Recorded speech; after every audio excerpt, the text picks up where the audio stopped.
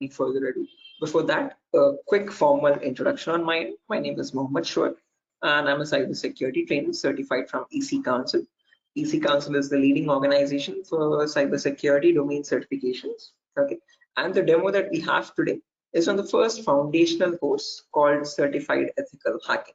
Okay, and the version of this course that is running at the moment is version 11, the latest one. Okay. So again, before we get started, this is a common question that I usually ask students, again, to understand their perspective on this topic. So again, guys, don't worry, even if you don't know the answer, or if you're not sure about it, still just try to initiate, and let's keep the session a bit interactive and fun rather than just keeping it one-sided.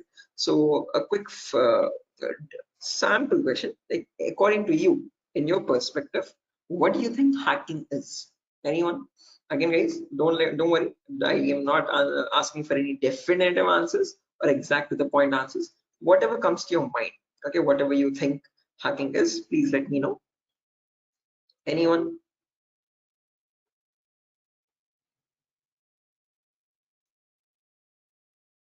Try to breaking the system.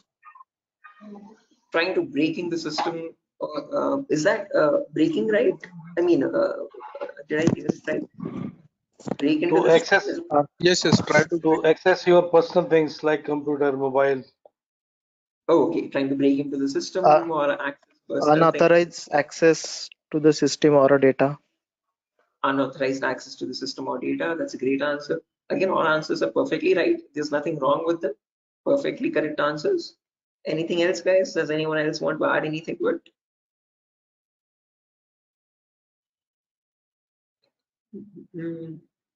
Right, perfect. No worries, guys. Thank you so much for those answers. Those are exactly right. There is nothing wrong with them. Okay, but if I had to just add upon that hacking, that definition, I would add it as hacking is the procedure of trying to gain access to information systems. Okay, these information systems could be anything. They could be from as small as a mobile phone to as big as a web application server or a database or the cloud organization as well. Okay, and this is done without the permission or without the consent and knowledge of the person owning those systems. Okay, so if those systems belong to a third party person, that person does not know that someone is trying to gain access to their information or the data. Okay, and this is usually performed by hackers for their own benefit. So once they get access to the systems, they can steal the data, destroy the data, or sell the data as well to other third party vendors. Okay. Now, depending on this definition, we easily understand that hacking is a malicious job. It is a criminalistic task. If it is such a bad thing to do, why do we have a course called ethical hacking? Is the second question. Because ethical is something which is legal, which is allowed. And how can it stand beside the word hacking, which is completely contradictory? So to define ethical hacking, on the other hand, this is the procedure of trying to find vulnerabilities. Okay, a vulnerability is nothing but a flaw or a loophole in the information system. So usually manufacturers might make mistakes somewhere here or there in the coding of the application. Okay, so that gives rise to something known as weaknesses in the information system, or in technical terms, it is also called as vulnerabilities. Okay, and this vulnerability finding, or the process of trying to find these vulnerabilities, is done with the consent and permission of the organization. Okay, so this is done in order to report it back to the target, okay, or to the authority, so that they can apply the appropriate patch for it. And once a patch is applied, that vulnerability is closed. It closes the doorway for the hacker to cause any harm. So thereby, with ethical hacking, we're trying to increase the security of the organization rather than cause any harm. Okay, so that is the main difference, guys, between hacking and ethical hacking.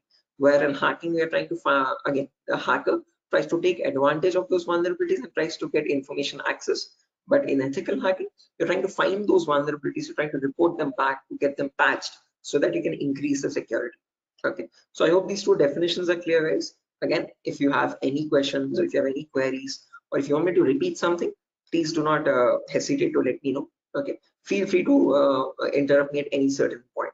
Okay, so now, depending on these two definitions, guys, of hacking and ethical hacking, we can categorize the types of hackers. So basically, there's three types. There's someone known as a black hat hacker, a gray hat hacker, and a white hat hacker.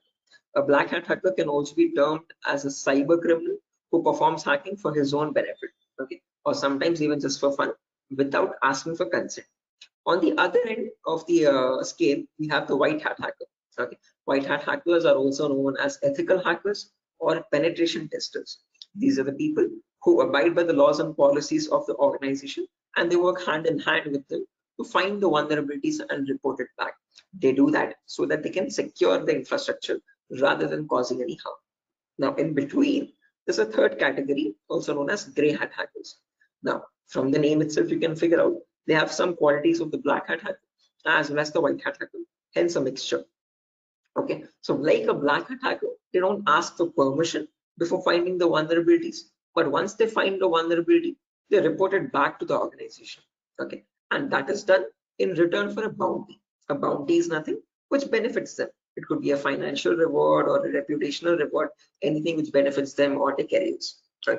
So all these three types of hackers, whether it be a black hat hacker or a gray hat hacker or a white hat hacker, they perform hacking or ethical hacking in a certain number of steps. Okay. And those steps collectively are called as hacking cycle or cyber kill chain. Okay. Now let me list those steps out one by one so that we can have a clear picture of what the whole course is about, and then we'll briefly discuss about all of them. Okay, so you can ask your questions regarding those. Okay, so the first step that you perform in hacking cycle or cyber kill chain is known as information gathering. Now, certain organizations term this step in different names. They can also call it as reconnaissance or footprinting. Second step is known as scanning.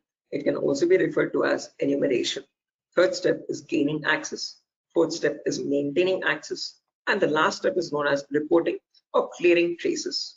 Now, the reason I've specifically mentioned "or" in the last step over here is because that is where it makes all the difference between the white hat hackers and black hat hackers. If you're a white hat hacker or an ethical hacker, you would perform the first 4 steps and then you would generate a report with all the vulnerabilities and the solutions for that and submit it to the organization. But if you're a black hat hacker, obviously you're not going to submit the vulnerabilities, but you're going to take advantage of them. You're going to attack the system, get access to the data, steal the data, and then remove all the evidences, which is nothing but clearing the traces or removing the footprints.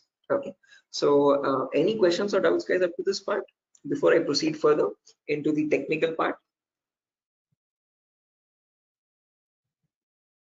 Any queries or any confusion at the moment? Again, guys, I hope the audio and video is fine. Any issues with my audio or video? Okay. What is this enumeration, sir? Again, yeah, we'll be coming to that, guys. We'll discuss each of these steps one by one so you have a better understanding of what all of them are. Okay, at the moment, until now, here there are no questions, right? Because I guess there's some issues with the audio or video. Some people are exiting and rejoining again. Any issues, any technical issues with my audio or video at the moment? Okay, perfect. Sir, your voice is breaking. Oh, my voice is breaking. 1 second, guys.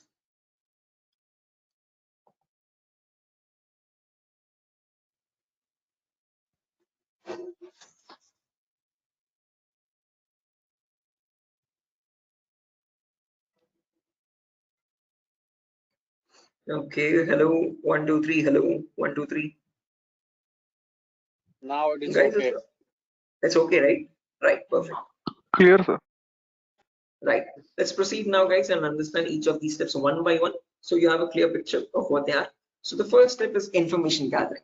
Again, as the name itself suggests, this step involves the hacker or the ethical hacker to gather as much data as possible about your penetration testing target. Okay, and all this information is gained passively. What I mean by passively is that you get this information from other third-party sources rather than contacting the organization directly. Okay, so for example, if I have a target like Wipro.com, about Wipro.com, I'll start searching online for all the material for it, okay, all the data regarding Wipro.com servers. Okay, the main question is, what kind of data are we talking about over here? And this is the information that we require. So firstly, we try to figure out all the IP addresses and the range of IPs used by the Wipro's main servers or the secondary servers. Then the who is records to understand who is hosting Wipro.com and since when has it been hosting itself. Then the DNS records to understand what information is stored in their DNS servers, domain name servers. Then employee details such as their contact numbers, their email addresses, their usernames and passwords which are leaked, and their home addresses if possible, and so on. So then the domains and the subdomains of Wipro's website, and the operating system information, like what OSs are being used by the servers that are linked with Wipro.com. Now trust me, this guys, that all this information is available online to be gathered. So if I show you a very basic example, let's say if I wanted to find the DNS records for Wipro's organization, all I have to do is go to the browser, and in the browser I can search for a website called DNS Dumpster. This website is available for free for anyone to access. You can click on the first link, and over here you can just search for Wipro.com, and you can click on search, and now this is going to fetch and give you all the information about the Wipro's DNS servers. So first things first, it tells you where the Wipro servers are being located on the geolocation map. So it tells us that there are 4 DNS servers for Wipro. As you can see, these are their host names, exact host names, and these are the exact public IPs. These IP addresses are very important for a hacker or an ethical hacker to proceed with the further steps of scanning and enumeration. Okay. After that, we can see that there's the host record telling us what are the Wipro servers IP addresses and the subdomains IP addresses. So this is the main Wipro.com server, which is being hosted on the IP 66.7.148.227. Again, this information is very relevant for a hacker or an ethical hacker to proceed further. Further down, you can also see it also gives us the complete network topology. So this is how Wipro servers are connected to one another, and we have the whole network topology with the host names and their IP addresses. Okay, so this is basically whole Wipro's organization main server data. So again, this data is readily available, guys, for anyone to be accessed. That is not the vulnerability. Wipro themselves manually give out this data so that everyone around the world can access their servers. If this information is not given out, not many people will be able to access Wipro services and the website. Okay, the giving out of information is not wrong over here, but not checking if the information that you're giving is secure or not is the vulnerability. Okay, so we have to see that whatever Wipro is disclosing, all these servers one by one are completely secure. Okay, after information gathering is done, then we go to the next phase, which is known as scanning or enumeration. Now, one of you asked me what scanning or enumeration is. This is nothing but trying to get some extra information about the target by making active connections. What I mean by active connections is that you will directly connect to Wipro servers, and from them you will try to fetch the information. Okay. Similarly, when we talk about enumeration, that is about gathering as much information as possible about all the services that are running on the target organization. So in a Wipro's organization, you might have DNS servers, DHCP servers, SNMP servers, Telnet servers, SSH servers. These are the multiple servers, multiple web servers, or multiple other organizational servers. So about each of that server, you need to get information, like what version of services are they running and what applications are they running. So enumeration is trying to gather information about all these servers one by one by making active connections with them. Okay, so you're directly going to ping those servers and you try to fetch the information from them directly rather than contacting any third-party organization. Now, when we talk about scanning or enumeration, there are 3 types of them. There's something known as network scanning, then port scanning, and then finally vulnerability scanning. In network scanning, we can try to figure out on the target network what all devices are active. Okay, so what operating systems are they using, what servers are available, what client operating systems are there. So trying to understand what all devices are they using, IDS, IPS, routers, switches, what all devices are there. On those devices, then you perform port scanning. Port scanning is where you try to figure out what ports are open, and on those ports, what services are there running. Okay, what applications are there running. Then finally, you perform vulnerability scanning to figure out on those services, are there any vulnerabilities? Are there any weaknesses that you can attack on? So during this phase, we'll be using 2 important tools called Nmap and Nessus. So if I just search for enable Nessus over here, this is the tool that is used in organizations as well. So if I click on the first link, as you can see, this is Nessus Professional. If I click on buy, it's around $4,000 for 1 year subscription. Okay, quite an expensive tool, and this is the same tool that is used in real-time scenarios. So we'll be working on the same tool in our classes as well. We'll try to understand how to use this tool and how to run or perform vulnerability scanning. The reason why I'm showing you all this is just to make you understand that we will be using real-time scenario tools. Okay, whatever is used in organizations at the moment, we are up to date with those tools. Okay, after if I show you example, as you can see, I have the Nessus installed on my system over here. I'll show you how you can install on your system as well, and you can see you can perform various types of scans, and once you scan a system, it shows all the vulnerabilities one by one, the critical vulnerabilities or medium vulnerabilities, information based vulnerabilities. Again, don't get too confused, guys. We'll again learn how to understand this report. What are these vulnerabilities? What are these different levels of vulnerabilities? We'll understand all that. Okay, but basically Nessus is a tool which can perform network scanning or port scanning and try to understand what vulnerabilities are there on each and every system. So this is an automated tool. We'll learn how to perform automated testing and get a report from it. Once you get a report, you need to perform manual testing also. Okay, and that is nothing but our next phase, which is gaining access. Okay, so this is a huge concept. It covers a vast variety of topics, guys. We'll discuss them one by one. Okay, so the first topic that we'll be learning in gaining access is system hacking. So in system hacking, we'll understand how we can crack or bypass a Windows operating system password. So if you have Windows 7 or Windows 8 or Windows 10 or Windows 11, does not matter. Okay, whatever operating system you have, how do we crack that operating system? How do we get the information about their passwords? If you are unable to get the passwords, how can we bypass authentication and get access to the internal files, is what we learn in system hacking. After that comes malware attacks. Malwares are nothing but, in short, malicious softwares. So we'll practically learn how to create each of these malwares, whether it be viruses or worms or trojans, spyware, whatever it be.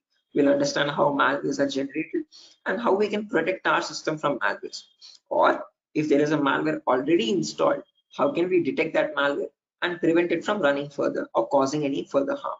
Okay, then there's a bonus topic called malware advanced. This is again not included in the CH curriculum. We have just added it as a bonus topic for students to have better understanding about malwares. In this, we'll be sharing the resources to understand how you can create your own malwares by using Python program. So just in case if you know Python, well and good. If not, also not an issue. We'll be sharing the resources as extra material to understand. So if you are interested in malware development or so, this is a very important bonus topic for you. After that comes network penetration testing. In this, we'll learn all the common network attacks. So in a network, you have multiple, again, devices, IDS, IPS, multiple different types of servers like mail server or DNS servers, DHCP servers, SNMP servers, and so on. So we'll understand how to check for vulnerabilities on each of these servers. Along with that, we can perform a few attacks as well. Sniffing attack, man-in-the-middle attack, denial of service attack, or distributed denial of service attacks, DDoS. Okay, and hacking Wi-Fi routers, trying to crack the password of Wi-Fi routers and getting access to those routers. All this comes under network penetration testing. Okay, all the common attacks that we can perform in a local network. After that comes social engineering, where we learn how hackers create fake websites. Okay, whether it be facebook.com, instagram.com, twitter.com, or flipkart.com. How are hackers creating fake login pages? And from those fake login pages, how are they getting the passwords, credentials? So we learn what phishing attacks are, what are the other social engineering attacks through which hackers manipulate victims into getting their passwords. Okay, so we'll learn all that, and we'll also understand how to prevent these attacks, how to distinguish between a fake page and an original page, and so. After that, we have web application pen testing. In this, we learn all the common vulnerabilities that exist on websites. So again, websites also have some weaknesses, okay, on which attackers can exploit and try to get access to the internal web server data or the internal database data, and so on. So to list out a few, there's vulnerabilities such as SQL injection, cross-site scripting, broken authentication, file upload vulnerability. Now, might sound very technical, guys, but these are the weaknesses using which hackers can get access to your information, to your passwords and usernames. Okay. After that, finally comes hacking mobile phones, where we learn how we can hack an Android phone and get access to that Android phone remotely. After gaining access is done, then we have maintaining access and maintaining access, reporting and clearing traces, where we learn how we can maintain persistent connections. So if the target is restarting his system or shutting it down and starting after a very long time, how do we get access to that data? How do we still stay connected to the victim machine is what we learn in maintaining access. After that comes reporting of creating traces, where I'll show you how you can generate a report and submit to your client or submit to your organization, or how do you remove the evidences. So this course is designed in such a way where we learn both the perspectives of a black hat hacker as well as a white hat hacker. Okay. And it's designed in a completely practical way, no theoretical nonsense. Every day we'll have a class for 1 hour where the first 20 minutes we'll discuss the theoretical part, understanding what that attack is or how to prevent that attack. And then the remaining 40 minutes we'll discuss the practical part of it, okay, with real-time scenario tools. To list out a few tools, we'll be using this tool such as Nessus, we'll be using Nmap, we'll be using Burp Suite, we'll be using the whole main Kali operating system, okay, which I have over here, as you can see. Okay. Before that, let me show the course content as well, guys, very quickly. So yeah, this is over here, the course content for the whole course. Okay, and the course is for a duration of 35 days, where we learn from the very basics itself. So most of the students ask this as a question, like, sir, are there any prerequisites? Do we need to learn something else separately? No, this course is designed in such a way where even a 10th standard student can come and learn the course for, without any trouble. Okay, because all the prerequisites are included in the course itself. So before we dive into the advanced concepts, there's a few prerequisites which we will cover. The first few introductory classes. First things first, we learn about networking basics. We learn what IP addresses are, what are IPv4 addresses, what are IPv6 addresses, what is a DNS server, what is DHCP server, all the important protocols, what is TCP protocol, what is UDP protocol. We'll discuss all that in networking basics. Then we'll jump into virtualization. Okay, virtualization, because as you can see over here, I'm running my Windows 11 operating system. On top of this, I'm running my Kali OS. Kali is a Linux-based operating system. Okay, and we need to install this. The reason being, this comes pre-installed with all the penetration testing tools. So for information gathering, web application attacks, password attack, Wi-Fi attack, all these tools are available in Kali Linux. These are not available for you in Windows. So that is why we need to understand how to install this Kali operating system. Okay, and for that we need a tool such as VMware. VMware is a virtualization software. This allows you to install multiple operating systems on the same machine. So I have my Kali OS, I have my Windows 7 OS. All of these are running on my Windows 11 operating system, as you can see. Okay, so on my Windows 11, I can run my Kali, Windows 7, whatnot, as many operating systems as I want. After that is done, then we learn basic Linux and Windows commands, because as I've mentioned, we'll be using Kali Linux. So we need to know how to operate that OS. Okay, so we'll understand what the basic Kali commands are. We'll get familiar or comfortable with the Linux environment, and then we'll dive into the advanced concepts. Okay, so there's a few extra concepts there mentioned as well, as you can see over here: cryptography, reverse engineering, IoT, cloud security. These are not mentioned in the presentation for us, but these are all the topics that we'll be covering.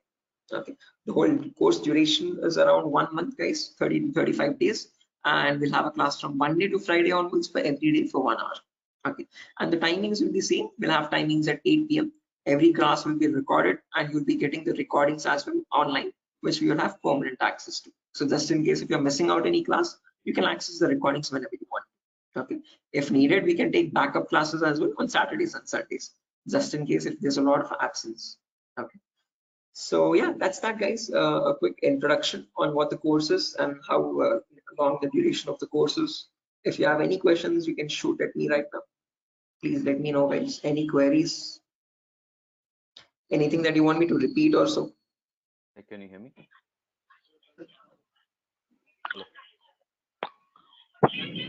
Hello. Yeah, hi. Sir, why we use that websites that you show before this PPT? Sorry, Yogesh, I didn't get your question. Can you please repeat? Sir, we as you said that we use some websites for ethical hacking. So that website that you opened before this PPT, I'm asking about that Yeah, website. the DNS dumpster website, as you can see over here. This is for information gathering, trying to gather information about any certain client. So before we perform hacking, it's very necessary that we know all the data about that organization or the data about that target. So in order to get that data, we have to visit these third-party websites. Okay. Sometimes your organization might not give you that data sufficient for us. Okay. That is why we need to gather that information from other third-party sources, websites like DNS Dumpster and so on. Okay. The more the data you have, the more possibilities you have to attack the system. Okay. The more attack vectors you can find or possible paths you can find to attack the system. Okay. So that is why it is necessary to access these websites and get the data about our target from these websites. Okay, okay, so understood. Right. Any other questions, guys?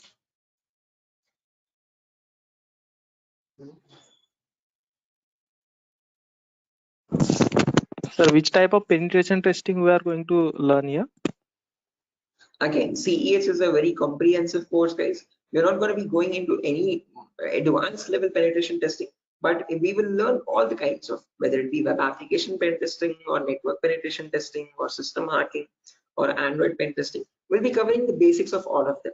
This is a course designed for people who are completely new to cybersecurity, and we can't leave out any endpoint. So we need to understand how to perform network security testing. We need to perform web security testing, Android security testing as well, and Windows or Linux security testing as well. So we'll be learning all of them one by one. Okay, we'll be covering each and every endpoint that is left, as you can see over here in the course content. Okay, but as I've mentioned, we won't be going in depth of all of them. We'll learn how to check for security vulnerabilities, basic vulnerabilities, and how to remediate them, how to remove those vulnerabilities. Okay, if you want to learn about any advanced after CEX is done, then you can go with advanced courses such as web application pen testing for bug bounty. This course is specifically designed only for website security testing. So in this, we'll be going with OWASP Top 10. Okay, this is an organization which gives you the list of necessary vulnerabilities that you have to test for, and this course only focuses on web applications, nothing else. Okay, so after CEX is done, then you can choose a specific domain, and depending on your interest, you can choose your specialization. Okay, whether it be website security or Android security or network security or cloud security and so on. So Okay, sir. Thank you. right. Any other questions, guys? No, sir. Right. Okay. After So course completion, certification provided. yes, if anyone is interested in writing the CEH certification as well, we provide support for that also. There's complete pass guarantee. So I usually handle the certifications myself. So if you're planning on writing a So this is certification, job guarantee. this is what? Sorry. Job guarantees. Sorry, I didn't get you guys. Can you please repeat that? Hello. After this course, this job is. He's asking Oh a yeah, placement again, assistance. job assistance. Again, guys, at Durga, you're not going to be providing any confirm guarantee that we'll be placing you in an organization, but we'll be sharing your resume once you forward it to our consultancies. Okay. So in the price of 8,000 rupees, we are only including the course content with the course completion certificate. And if you're planning on writing a certification, we will give you certification support as well. Okay. So at that price of 8,000 rupees, we are not in contact with the complete job placement facility, but we do have few consultancies where we can give you your resumes too. Okay, once you're done with the resume preparation, I'll be helping you out in understanding how to create a resume as well, depending on a cybersecurity profile. I'll be also sharing the common interview questions, and I have a few references as well to whom I can forward your resumes. Okay, and again, we will be giving you the interview calls, and you can start attending interviews over there. Okay, again, it depends on your skill set and your practice on how well you do the interview. So we don't guarantee anything, but we will definitely show you where you can start applying. If it's necessary, I can just give you one source now itself. You can, after your course is done, this is the common website that I usually suggest for students, jobs.null.community. This is a website only specifically for cybersecurity job roles. Okay, nothing else. As you can see, null jobs. This is the website. Okay, and these are all the different domains, and you can start searching over here. So if you're a complete fresher, just click on freshers or internships, and these are at the moment these are the available placements. Okay, so for internships, okay, if you're not into internships, you want a specific job role, you can start applying for VAPT, vulnerability assessment and pen testing. These are the ones at the moment for cybersecurity. After the course is done, you can start applying over here also. So this is one website that I suggest to most of the students once the course is done, to start applying for jobs. Okay. So again, how well you do, it depends on your skill set and your practicing, guys. Okay. And this website is specifically only for cybersecurity jobs, nothing else. Okay. Any other questions, guys? No, sir. Thank you. Right. Again, if you practice properly and if you're done with the course, guys, and if you're thorough with all the concepts, getting a job in these portals is not that tough. Okay, there's a lot of students from our previous batches as well who have searched for jobs in this nuts.job.co.in and they found their internships and their jobs. Okay, so again, as I've mentioned, once you sit for the interview, it's all on you. Okay, so it depends on your preparation of how well or bad you do. So we can't guarantee anything. Okay, because that's on your skill set, but we can at least show you where you can start applying for jobs. Okay, so yeah, that's that, guys. Nothing further for our session today. And yeah, if you have any queries, again, over here is my number, just in case if you have any queries, technical queries, you can let me know. This is the number over here, 7680069. Hello. 768. Hello. Yeah, I can hear you. Prabin, I can hear you. Yeah, so I just wanted to know. Actually, I'm a working professional. Right. I'm working on the front end side, but wanted to move into this domain. So, what suggestions could you, give me on that side? Again, saying I would recommend if you're completely new to this domain, go with Certified Ethical Hacking, CH version 11. This is a foundational Okay. course for people completely new. So you'll be learning everything from scratch. After that is done, if you possible, if time and financial permits you, you can write the certification as well from EC Council. So there'll be a CH examination for 125 questions. Okay, and if you give 75% of them right, you get certified from EC Council. You get a certificate from the US organization. Okay, so that adds edge to your resume. If not, if you are not, again, certification is quite costly. It's around $500. So if you're not planning on writing the certification, I would recommend doing some extra advanced courses as well after CH is done, and then add that at least to the resume to build some edge again. Okay. Okay, and is there any coding involved here, or is it into completely into, the No, security part? not at all. In CEH, you don't have any requirement for coding level language. But if you're planning on going for some advanced courses like web application pen testing or profile security testing, there you might need to have some basic knowledge. Okay. So when we talk about web application, it is necessary that you have basic knowledge on HTML and JavaScript. Okay.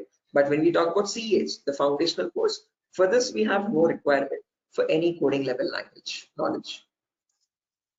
Okay, and what kind of roles we can apply after the completion of this course? Like someone is if having 5 years of experience and he has transited into this particular cyber security, what kind of roles would be available? Again, as you can see over here, these are the roles that you can start applying for. VAPT assurance lead or VAPT senior security analyst, cyber security consultant. These are all the job roles. Penetration tester, security analyst, or monitoring job roles, and so on. Vulnerability Okay, assessment tester. These are the job roles you can start applying for. okay, cool. Thanks. Right. Any other questions, guys?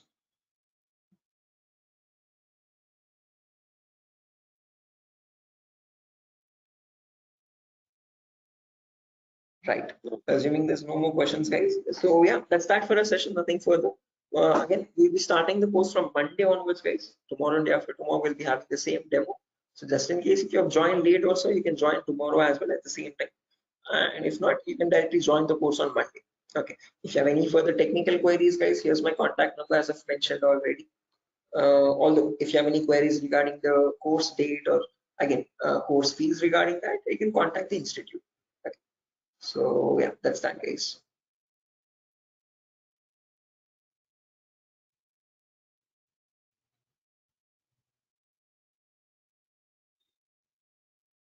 Sure. So I'm gonna be exiting, guys. I hope you have enjoyed the demo. And yeah, if there's any queries, please do let us know how we can help you. Okay. Have a good day, and I'll see you soon. Bye bye.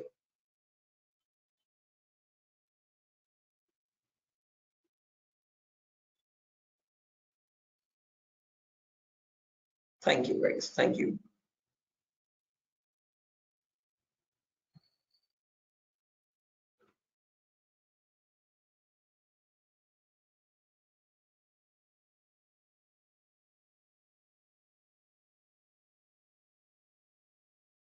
Okay.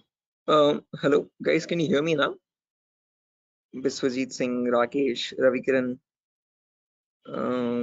Maman, Shiva, Sujata. I hope I'm audible now, guys. Yeah, Biswajit. Can you hear me now? Yes, we can. Right, perfect. So let's just wait for 2 more minutes, guys, for the other people to join as well. And then we'll be starting the session. Until then, if you have any queries or if you have any questions before we start the session, you could please let me know.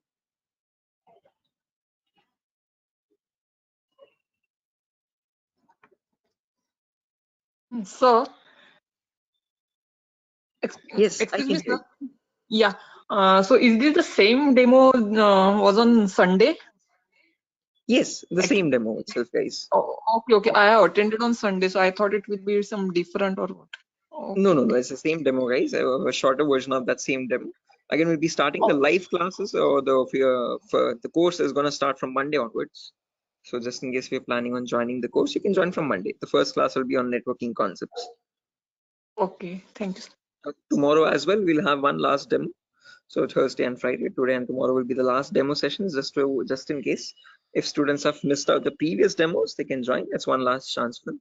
And then from Monday, we'll be starting the course itself. Yeah, okay. So just in case, guys, if there's anyone who has already attended this demo session, again, just a heads up, this is going to be the same demo. It's not going to be any different from the previous ones. Okay, this is just backup sessions or backup demos for people who could not join earlier. Okay. Okay. Thank you. Sure.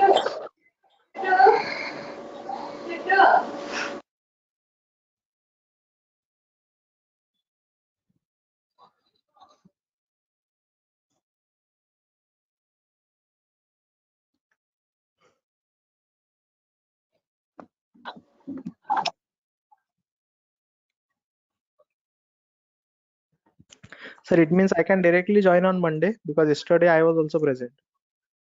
Yeah, sure, guys. Again, as I've mentioned, it's the same demo. It's not gonna be any different. So this is only for people who are completely new to it, who have not attended the previous demo sessions. So if you have already attended the demo session, guys, you can join back on Monday itself directly. Okay, and the timing will be same at 8 p.m. Same time, 8 o'clock in the night. Okay, thank you. Sure. Okay, guys, so let's get started without any further ado. Before I get started, a quick formal introduction on my end. My name is Mohammed Shoaib. I'm a cybersecurity trainer certified from EC Council. EC Council is the leading organization for cybersecurity domain certifications. Okay, and one of the courses that it provides for people who are completely new to this domain is Certified Ethical Hacking version 11. This is the latest version of the course that is running at the moment, and this is a course designed in such a way for people who are completely new to this domain. So if you have no knowledge about what cybersecurity is or what hacking or ethical hacking is, this is the course to get started with. Okay. So before I proceed further, this is a common question that I usually ask all the students just to understand their perspective on this topic. So again, guys, let's keep the session a bit interactive and fun. So my first question to you is to understand what your perspective is on hacking. So again, not asking for exact definitive answers, guys, but just to understand your view on it. Okay, so whatever comes to your mind, please do let me know. In your terms, what do you think hacking is? Anyone? There's Biswajit, there's Maman, Rakesh, who else? Shafiuddin, Shiva. Hello, Yeah, Biswajit, I can hear you. sir. Actually, according to me, hacking means to hack the information of organization or any systems. Right, yeah, hacking information or getting access to the information of organization systems. That's a good answer, Biswajit. Anyone else, guys, who wants to add anything to that? That's a perfectly right answer. There's nothing wrong in it at all. Perfectly all right. Any other additions to that, guys? Anyone who wants to append anything to that answer?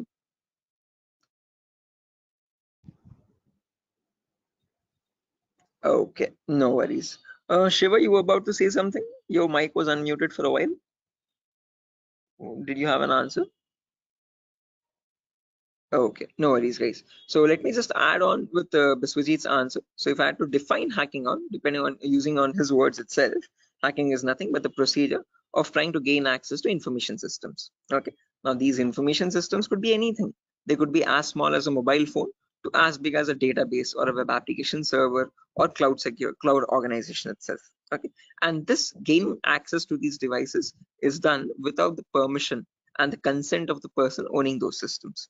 Okay, so the organization who owns those systems has no clue that someone is trying to gain access to their data. Okay, and this is usually performed by hackers for their own benefit. So once they get access to the data, they can steal it, they can destroy it, or sell it on the dark web to other third-party vendors. Now, if hacking seems such a malicious job, why do we have a course called ethical hacking? Is the second question. Because ethical is something which is completely legal. And how could hacking become legal now? That's the main question. So when we talk about ethical hacking, on the other hand, guys, this is the procedure of trying to find vulnerabilities. Okay. A vulnerability in simple terms can also be called as a weakness or a loophole in the information system. And using these weaknesses only, hackers try to get access to the target informations, target information systems data.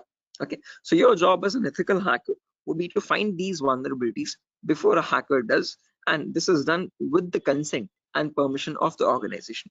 So once you find these vulnerabilities, you have to report it back to the organization so that they can apply the patch for it. And once a patch is applied, you're thereby increasing the security of infrastructure and preventing hackers from causing any further harm. So with ethical hacking, you're trying to increase the security and make the infrastructure much more secure and stronger compared to what hacking is. Okay, where you're trying to exploit vulnerabilities. Okay, so you see, are these two definitions clear, guys? Like what is hacking and what is ethical hacking, and how are they different from one another? Because most of the students have a misconception that both these terms are one and the same. No, guys, we're not going to be performing hacking. We'll be learning ethical hacking in the course. Okay, we won't be exploiting the vulnerabilities, but we'll see how to search for them, how to find them in an organization's systems, and how to report them back to the organization. Okay, so that we can prevent hacking from happening. Now, depending on these two terms, guys, we can categorize the different types of hackers as well.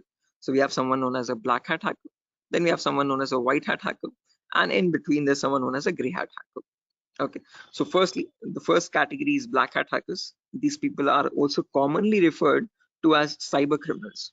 Okay, these are people who perform hacking for their own benefit, and they do this by asking no consent at all. On the other end of the spectrum, we have the white hat hackers, who are also termed as ethical hackers or penetration testers. Now, these people perform ethical hacking, or in simple terms, penetration testing, to find all the vulnerabilities in the organization. And they do this by asking for consent and by following all the laws and policies set by the organization. So they do not cross any line, they do not perform exploitation of any vulnerabilities, they only work to increase the security of the organization. Now, in between white hat hackers and black hat hackers, there's someone else known as a gray hat hacker. Now, as the name itself suggests, these people have both the qualities of black hat as well as a white hat hacker. Like a black hat hacker, they don't ask for permission before finding the vulnerabilities. But once they do, once they find the vulnerability, like a white hat hacker, they report it back to the organization. Okay, they don't take advantage of it, they don't exploit it and try to attack the system, but they report it back so that they can help the organization. But it's a give and take relationship, so it's a there's kind of a bargain over here. Okay, the catch is that these gray hat hackers ask for a bounty in return. Okay, a bounty is anything which benefits them, so they could ask for some prize reward, or they could ask for some reputational reward, anything which benefits their career and profile. Okay, and that is why in simple terms they are also known as bug bounty hunters. They find bugs in return for a bounty. Okay, so they are hunting for bugs.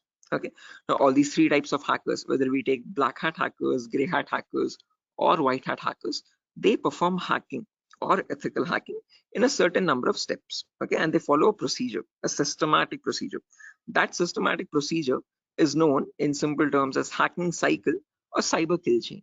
Okay, various organizations categorize these steps into various numbers, but if I had to summarize it up, there are 5 important steps in hacking cycle or cyber kill chain.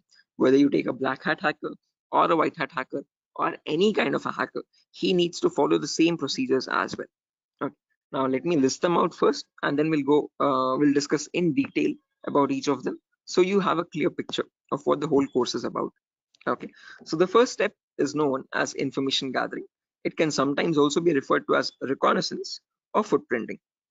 So they are one and the same term, guys. Don't get confused. Various organizations use various terminologies, but whether you hear information gathering or reconnaissance or footprinting, all the three terms are one and the same. After that, you have scanning, which can also be referred to as enumeration. Then you have gaining access. Then you have maintaining access. And then finally, there's a reporting or clearing traces. Now, the reason why I've mentioned or over here in the last step in capitals is because to make it a note to understand that this is the only step where you have a difference between black hat hackers and white hat hackers. Now, whether you're any kind of a hacker, whether it be black, white, or gray, the first four procedures are to be followed mandatorily. So you have to follow those first four procedures in the same order. After that, in the end, what changes is the last thing that you do. Okay, if you're a white hat hacker, you would definitely report all the vulnerabilities that you have found with the remediations, with the solutions to remove those vulnerabilities. If you're a black hat hacker, definitely you're not going to be giving any solutions, and obviously you won't be reporting it, but you will try to remove all the evidences. So whatever harm you have caused, whatever data you have stolen, you might leave some footprints here and there. Okay, so that is why it's very necessary that you remove or clear those footprints so that you cannot be traced out and you stay anonymous. So that is known as clearing traces in simple terms. And in our course, we're learning both the perspectives, how we can generate a report and submit to the organization, or how hackers clear the traces and remove all the evidences. Okay. Now, let's briefly discuss about each of these one by one, guys, so you have a better idea on the whole course. But before that, any questions, guys, for anyone? Again, please feel free to interrupt me at any certain point. Do not hesitate to ask a question. Please let Hello, me know. Yeah, Biswajit, I can hear you. sir. Is this class is getting recorded? Yeah, this will be recorded, definitely. Every single class that we take will be recorded and it will be uploaded to the Google Drive. So even once we start our course as well, the whole duration of the course, every single day we'll take a 1 hour class, and each class will be recorded and uploaded to the Google Drive. So that just Okay, in case if you're missing out, if you're absent for a session, you can access the recordings whenever you want to. okay, okay, sir. Actually, from the starting, you told about hacking and ethical hacking. So, could you please briefly tell me? Hacking means like you're hacking the particular credence, some credential information, like something personal information you are hacking. But ethical hacking was that I did not get it properly. Good question. Again, Biswajit, when we talk about hacking, so we as ethical hackers try to find those same vulnerabilities that hackers use, and we try to rectify those vulnerabilities. We try to apply the patches for them. Okay, so just like how hackers do it, we are going to do it in an ethical manner. Yeah. Okay, that means, sir, if a hacker is trying to hack some particular information, and the ethical hackers are there to prevent that through their coding or whatever the algorithms. I think. Exactly. Again, in simpler terms, it's not about algorithms and stuff, but it's about the source code actually. Okay, so whatever it is known as a vulnerability. A vulnerability is a weakness or a misconfiguration of the system. So ethical hackers do the job of finding those vulnerabilities before a hacker can cause any harm. Okay, and once the vulnerability is found, they disclose it to the organization, and organization will remove that vulnerability so that your systems are secure. Okay. Sir, then although you told about the black hat hackers, red hat, and gray. So what are the what are the job responsible of the three hackers? Again, yeah, I'll be coming to that as well, Biswajit. So when we talk about ethical hackers, we have a certain few job roles that we can apply for. I'll be discussing that at the end of the class. Okay. Until this part, any questions or doubts? Okay, hacking cycle. And you information gathering, scanning, innovation. You will tell detail about this chapter, I think. Right now, yeah, that's the main thing to do right now. I'll be doing that now. Okay. Sir, you continue. Sure. Right. Anyone else, guys, who has any other confusion or any issues with the clarity? Mamun, Shafiuddin, Shiva. Right.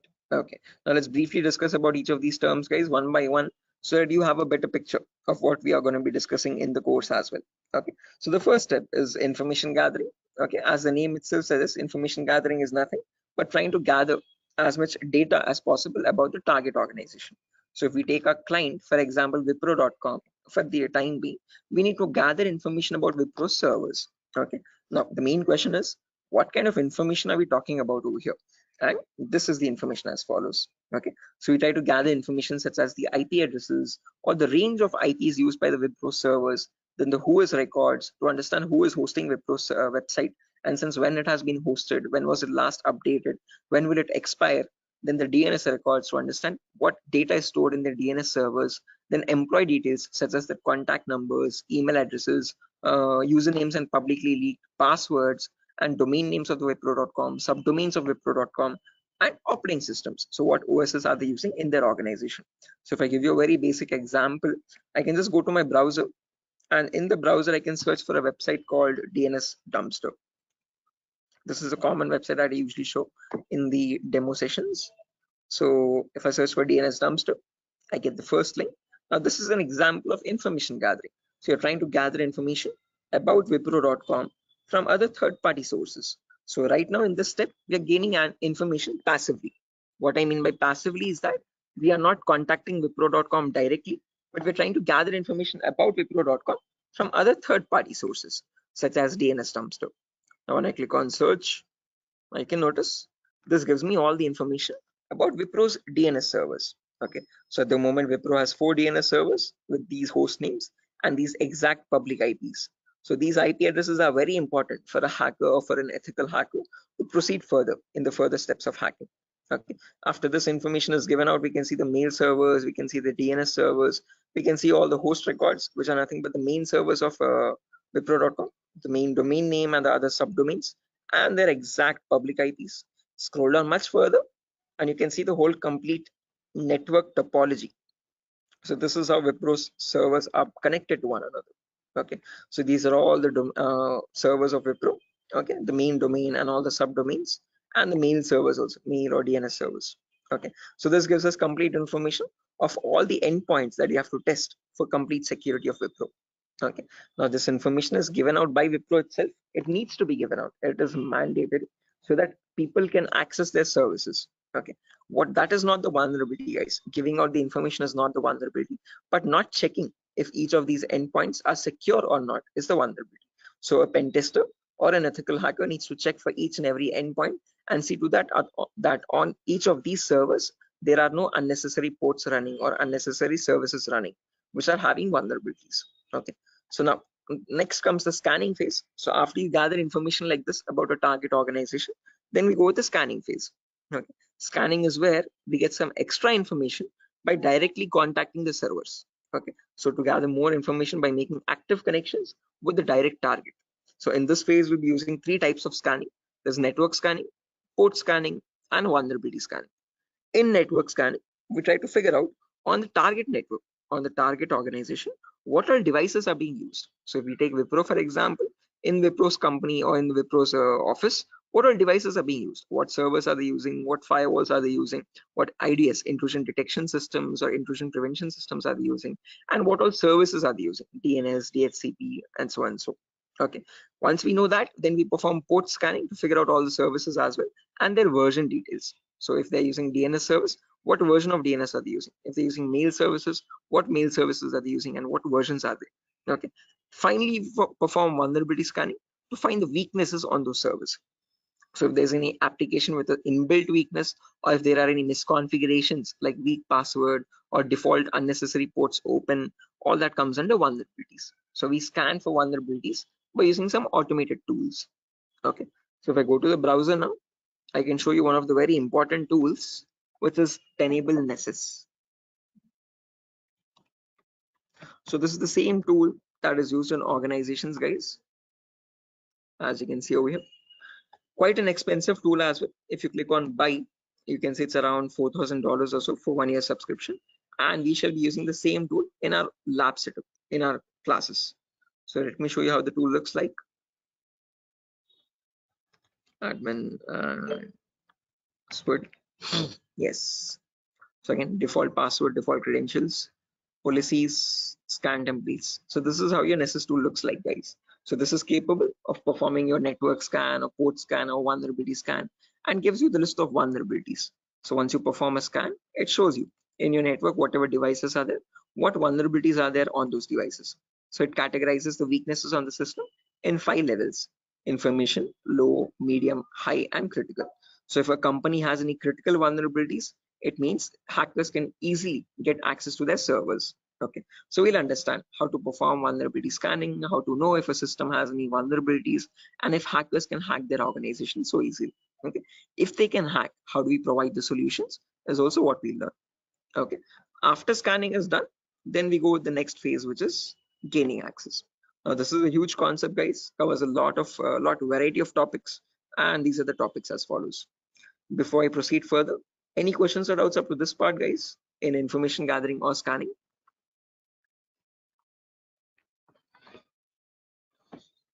Biswajit, Mamun, Shafiuddin, Shiva, please do not hesitate, guys. If you want me to repeat something, I will definitely do. Sir, Sir, yeah. Sir, please repeat that first part. Which one? Like before gaining access, you told about some gathering information. Like I understood that what if their system in vulnerability in the system, so hackers are easily hack that system. So I understood somehow. Oh yeah, in information gathering again, Biswajit, as I've mentioned, we try to gather information from other third-party websites. So there's websites like DNS Dumpster, Hunter.io. So from other third-party sites, we gather information about the target. After that, then we perform scanning. So we directly get access to target servers or whatever target it is, whether it is Wipro.com or so and so.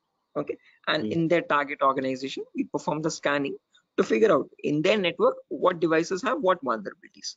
So in my local network, I have scanned for 3 devices, and in each of these devices, I can see the weaknesses on each system.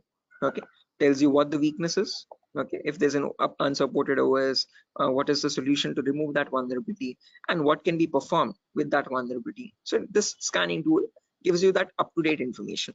Okay, so this is all this all comes under automated vulnerability scanning. Okay, so this is something that you always perform in an organization to test for vulnerabilities on different systems. Okay, it is software. Yeah, it is a software. This is the Nessus tool. The Nessus tool is nothing but a software that we have. Okay, sir. Okay. Right, so this is the same tool that is used, the same software that is used in organizations as well. Okay, and we'll be running in real-time scenario. Whatever tools that are being used, we work on them in real time. Okay. So yeah, now proceeding further, after all this is done, then we go with the gaining access phase. This is where we try to perform various kinds of attacks to get access to the systems. Okay, once we perform the scanning, once we know that these are the vulnerabilities on which you can attack on, next part is nothing but to attack directly, which is nothing but penetration testing. So in this, as I've mentioned, there's a huge set of topics. Okay, so let me discuss them one by one. So first topic that I will be discussing is system hacking.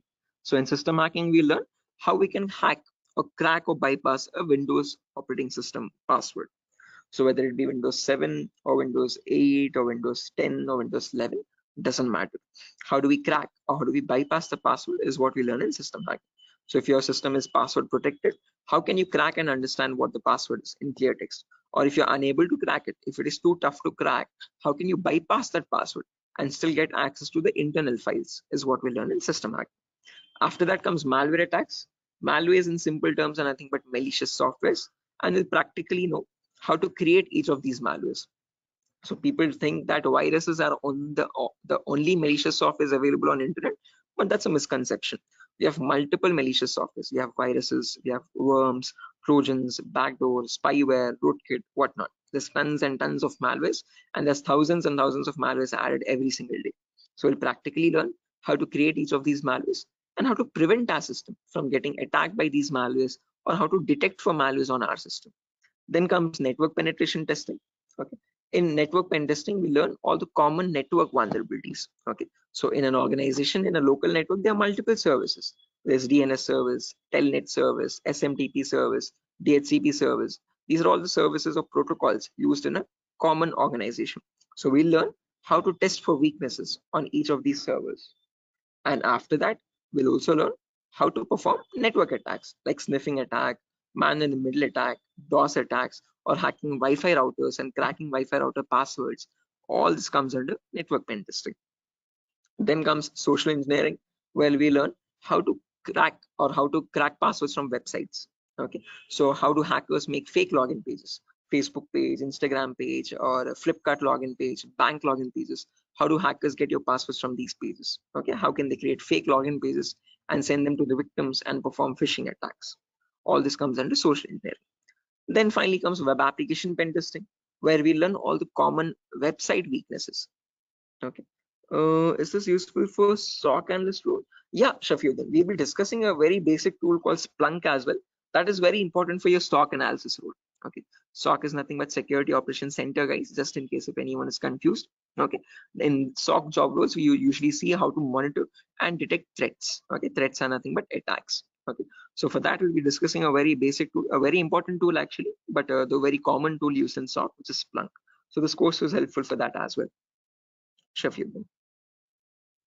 Okay, now after that, coming back to our topic, guys, as I've mentioned, we'll be discussing web application vulnerabilities, where we learn all the common website weaknesses. Now again, this might sound a bit technical, guys, okay, but these are a few common weaknesses that exist, such as SQL injection, cross-site scripting, broken authentication, file upload vulnerability, and so on.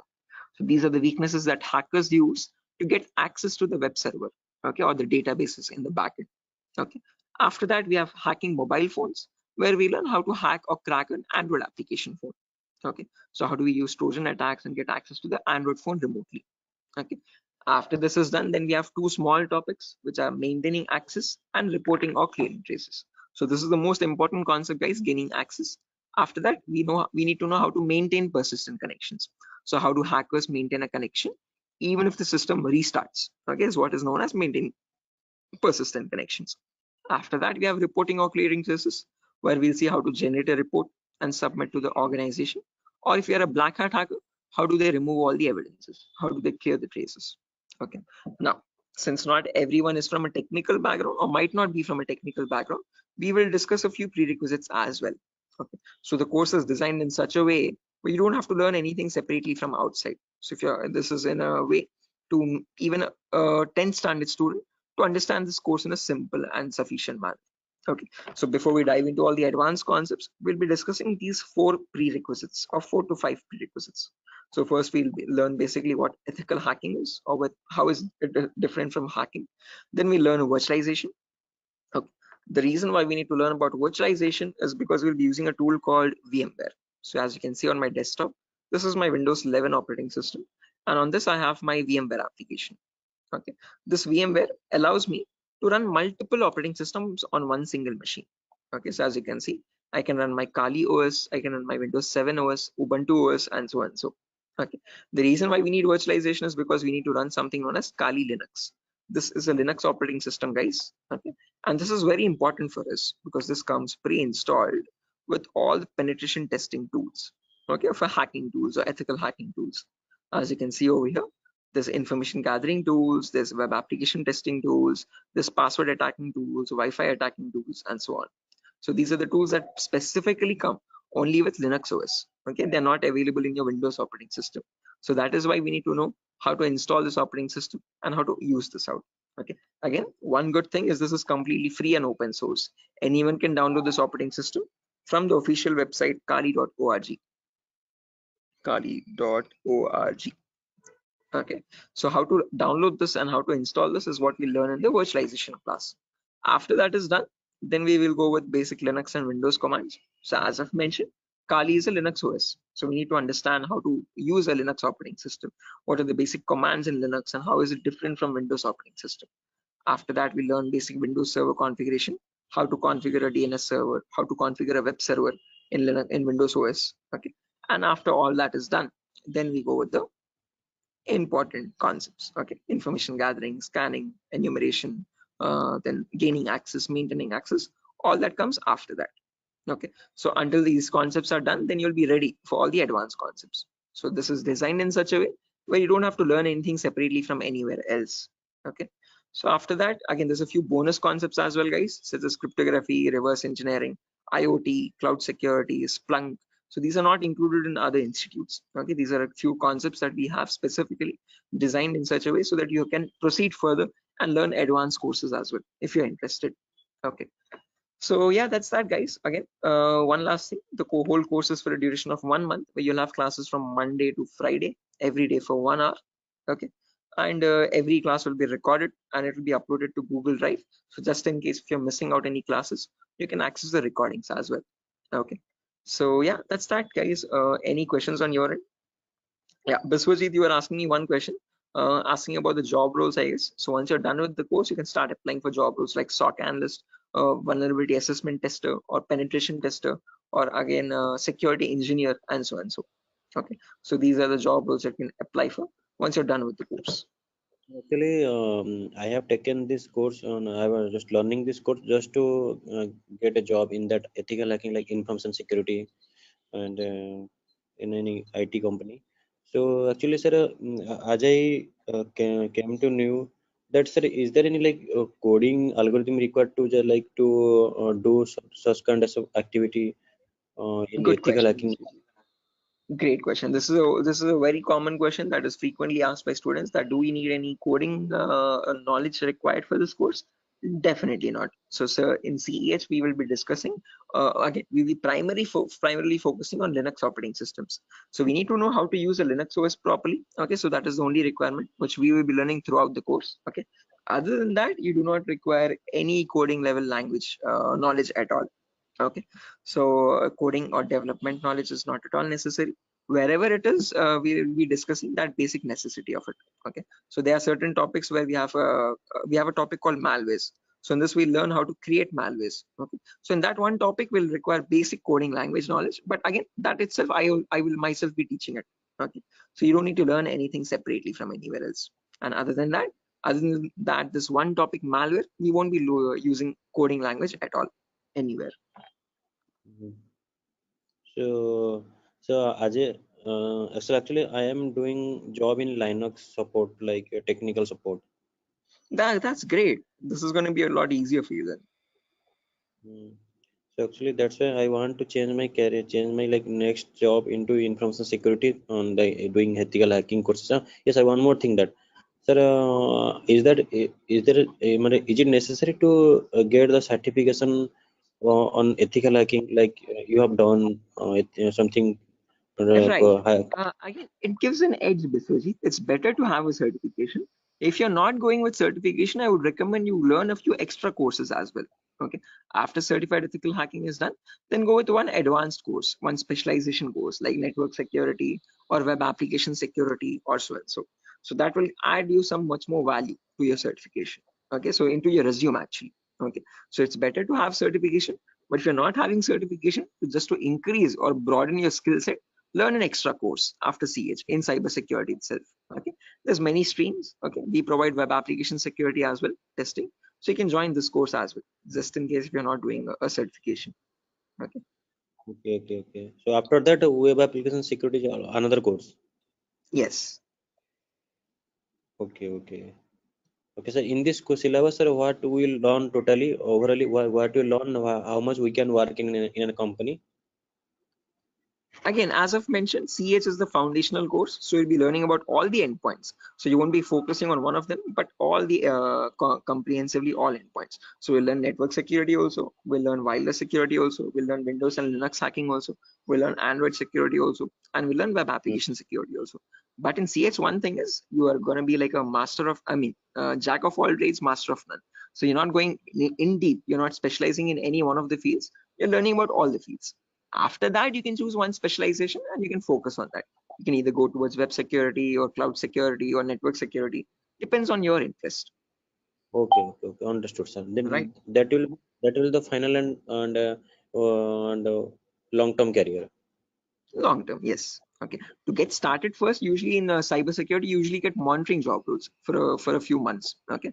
After that, Okay, then you can go into deeper course. Mamun, are you going to teach all security courses?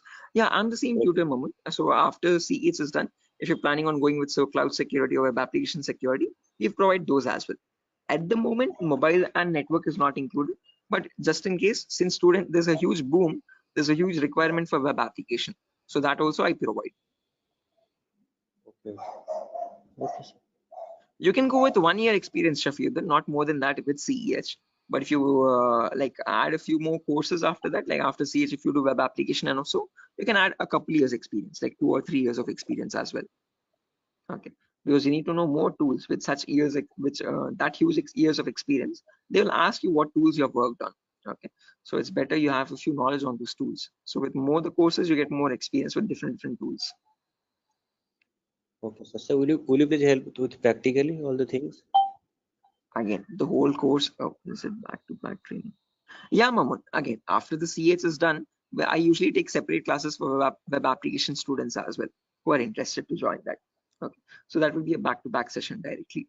Again, yeah, coming back to you, Biswajit, you were asking me something. What was the question again? I forgot. No, actually, I was asking, sir, what, sir? Forget. Anyway, I forgot as well. But let me try to recollect. Does anyone else remember, right, guys, what Biswajit was asking? Practical, yeah, good question. So again, the whole course is designed in such a way where it is 20-40 ratio, guys. So out of all the 60 minutes that we have every single day, the first 15 to 20 minutes will discuss the theoretical part. The remaining 40 minutes will discuss the practical part itself with real-time scenario examples. I'm not going to be boring you with theoretical knowledge. Only in the demo class and only in the first few introductory classes we'll discuss theoretical concepts. Once we start from the information gathering, everything is going to be completely practical based. Okay, with tools that are used in real-time scenario. Are you teaching cloud security? Yes, I teach cloud security as well, Biswajit. Okay, but again, as I've mentioned, that is usually taken up after CH is done. Okay, so we'll discuss on AWS security and again, mostly on AWS itself. Actually, I wanna make my career into that like cloud security part. That's why I was thinking how much practical you will teach here and how much we can be skilled enough in this course, so that we can be confident enough while attending the interview. So, will you please discuss on about the some like mock interview questions and resume building? Definitely, I will help you. I will send you sample resumes as well to understand how to create a resume for a cyber security profile. Okay, and along with that, I'll also share the commonly asked in interview questions. So I have a PDF document prepared for that specifically, which I share with all the students after the course is done for all the cyber security related interview questions. Okay, so I'll be sharing all that as well. Okay, sir. No, because I have planned after completion of this course, I have planned to move on cloud security by practicing those questions and all the practical things. Definitely. Again, if necessary, I'll be sharing the resources as well, Biswajit, separately for you regarding your cloud security content. Okay. So if you're planning on doing a course after CS is done, then you can contact me for that. We can do that course separately. Okay, sir. Okay, it's not included with Durga Soft at the moment, but again, yeah. Okay, sir. Sure. Any other questions, guys, at the moment?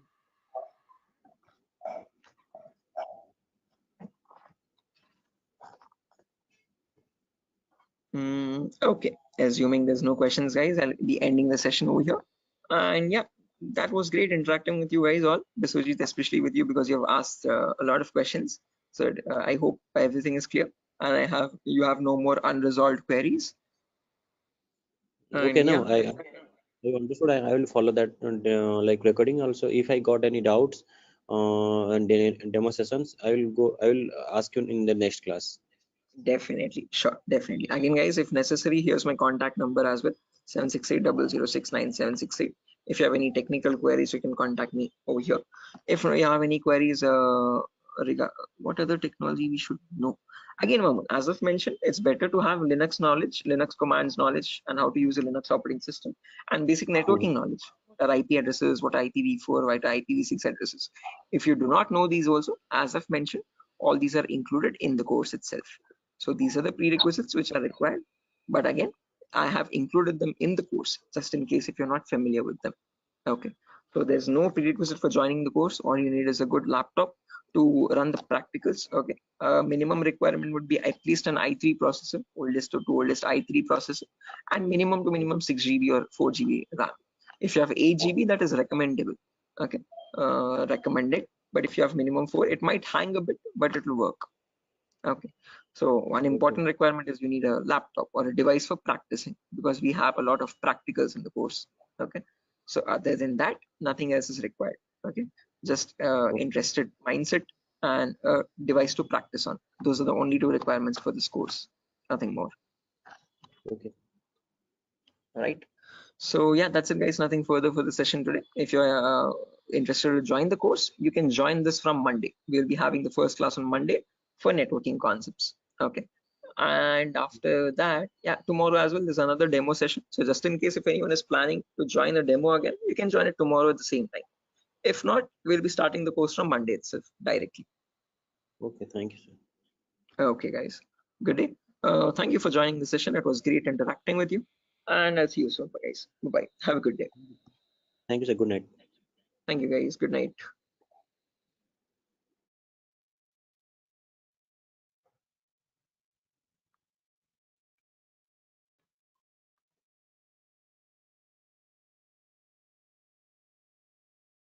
Guys, can you see the screen now?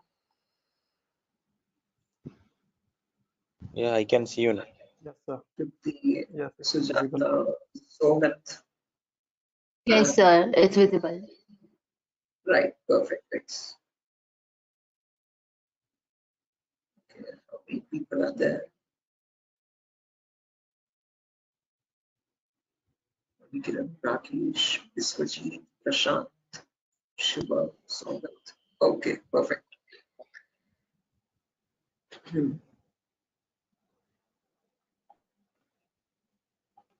Okay, guys, let's get started with the session without any further. I am already a bit delayed in starting the session, so sorry for that, guys. I was stuck in a work. There was an issue with a security vulnerability actually with one of the organizations, so I was stuck with that. But anyways, let's get started with our class today. With our first session today will be on basic networking concepts. Before I get started, any issue with my audio or video? Anyone? Is everything fine? Can I proceed with Yes, the sir. class? No, actually, we are getting some like noise. A kind Oh, of there's some issue. background. Yeah, Yes, the we can call it not as a kind of echo. not clear. Sir. 1 second. Thank you. 1 second. I'll just change my microphone. Just give me a second for that. Yes, yes.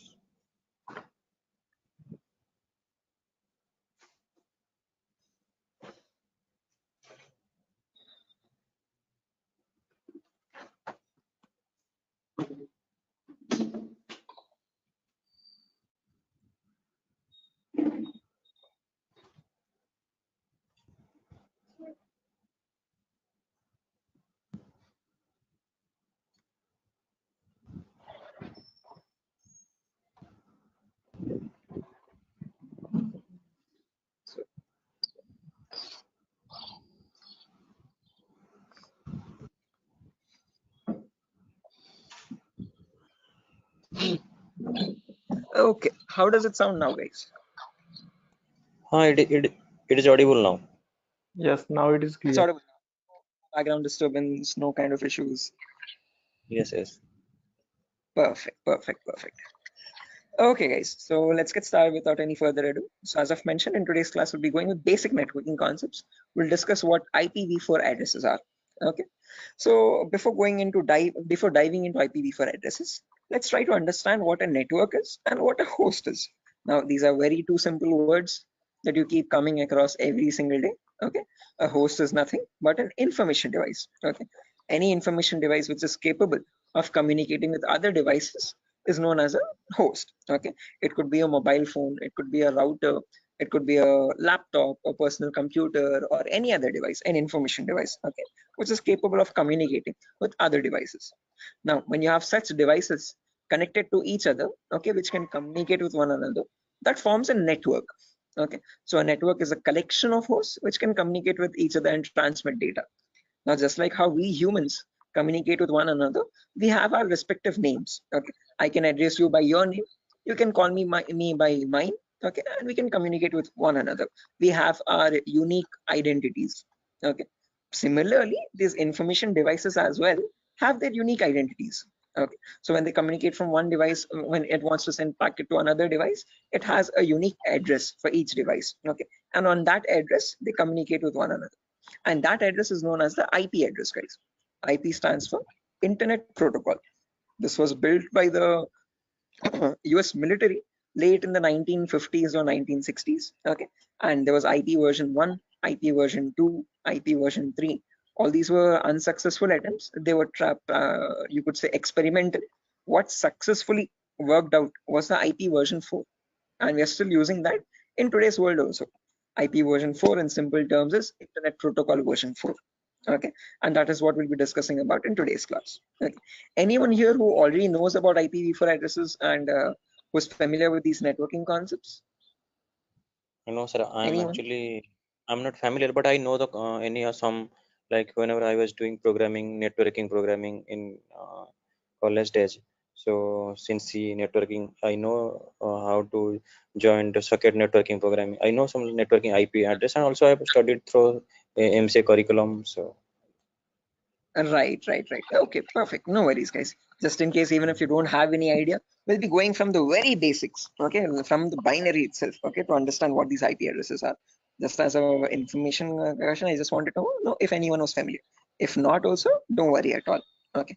So I hope you know why we need IP addresses, guys. IP addresses are nothing but acting as an identity for each device. Just like how we have our names, you can address me by mine, I can call you by yours. Similarly, devices communicate with one another depending on IP address. Okay.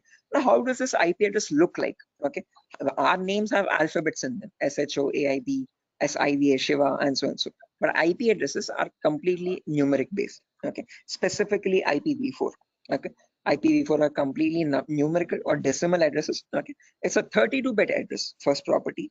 Now, what is a bit? A bit is nothing but the smallest data format. Okay. It comprises of either 0 or 1. Okay, and your IPv4 address is a 32-bit address. What I mean by 32 is that it contains 32 zeros and ones like these consecutively. Okay, and these 32 zeros and ones are divided into 4 equal parts. Each part is known as a octet. Okay, octa in the sense 8 bits. Okay, so you have 4 parts, it's 8 bits each. Okay, and each of this is known as a octet. In simple terms, it can also be called as a byte. Okay, and each octet or each byte is separated by a dot symbol. This is how computers know IP addresses to be like. Okay, this language is known as the binary language of zeros and ones, and your computers or information devices all communicate on binary language only. But for us humans, it's quite tough to understand binary. Okay, so we can calculate it now. If you're quite familiar, if you have some experience, you can calculate binary in your mind itself. But looking at it and understanding it's quite tough. Okay, so in today's class, we'll understand how we can convert any binary number to a human readable format, to a decimal number. Okay, decimal numbers are from 0 to 9. Okay, these are human readable, what we use regularly from day-to-day life. Okay, what computers communicate on is binary data. Okay, so today we'll understand how to convert binary data to decimal data and how we can range the IP addresses. Okay, before that, a quick introduction on data formats. As I've mentioned, 1 bit is nothing but a value of 0 or 1. When you combine 8 such bits, that becomes a byte. Okay, in simple terms, it can also be called as an octet. When you combine 1024 bytes, that becomes a kilobyte. Your textpad files, your contact applications and all these are in kilobytes of data. Okay, when you combine 1024 kilobytes, that becomes a megabyte. Okay, your PDF documents or your music files are in megabytes of data. 1024 megabytes becomes a gigabyte. Okay, your movie files or larger softwares are in gigabytes. 1024 gigabytes becomes a terabyte. Your hard disk is in terabyte storage data, and 1024 terabytes becomes a petabyte. We have never used petabytes until now. This petabyte data is usually used by cloud organizations. Okay, OneDrive, Google Cloud, blah blah blah. Okay, now let's understand how to convert this bit data or binary data into decimal data. Okay, so what I've done is I've taken down this first octet over here, 10101010, and I've written it down over here, as you can see, in an expanded format. Now to convert this, there are 2 simple methods. Method number 1 is there's no 2 simple steps to it, not methods, sorry. Okay, there's 1 method only. Okay, and with 2 simple steps. Okay, step number 1 is you write down the values from 2 to the power 0 all the way up to 2 to the power 7 from right to left. Okay, why specifically 2 to the power? Because this is binary data. You have only 2 possibilities, either a 1 or a 0. So first 2 power 0, then 2 power 1, then 2 power 2, then 2 power 3, then 2 power 4, then 2 power 5, 2 power 6, and 2 power 7. Let's write down the values for that.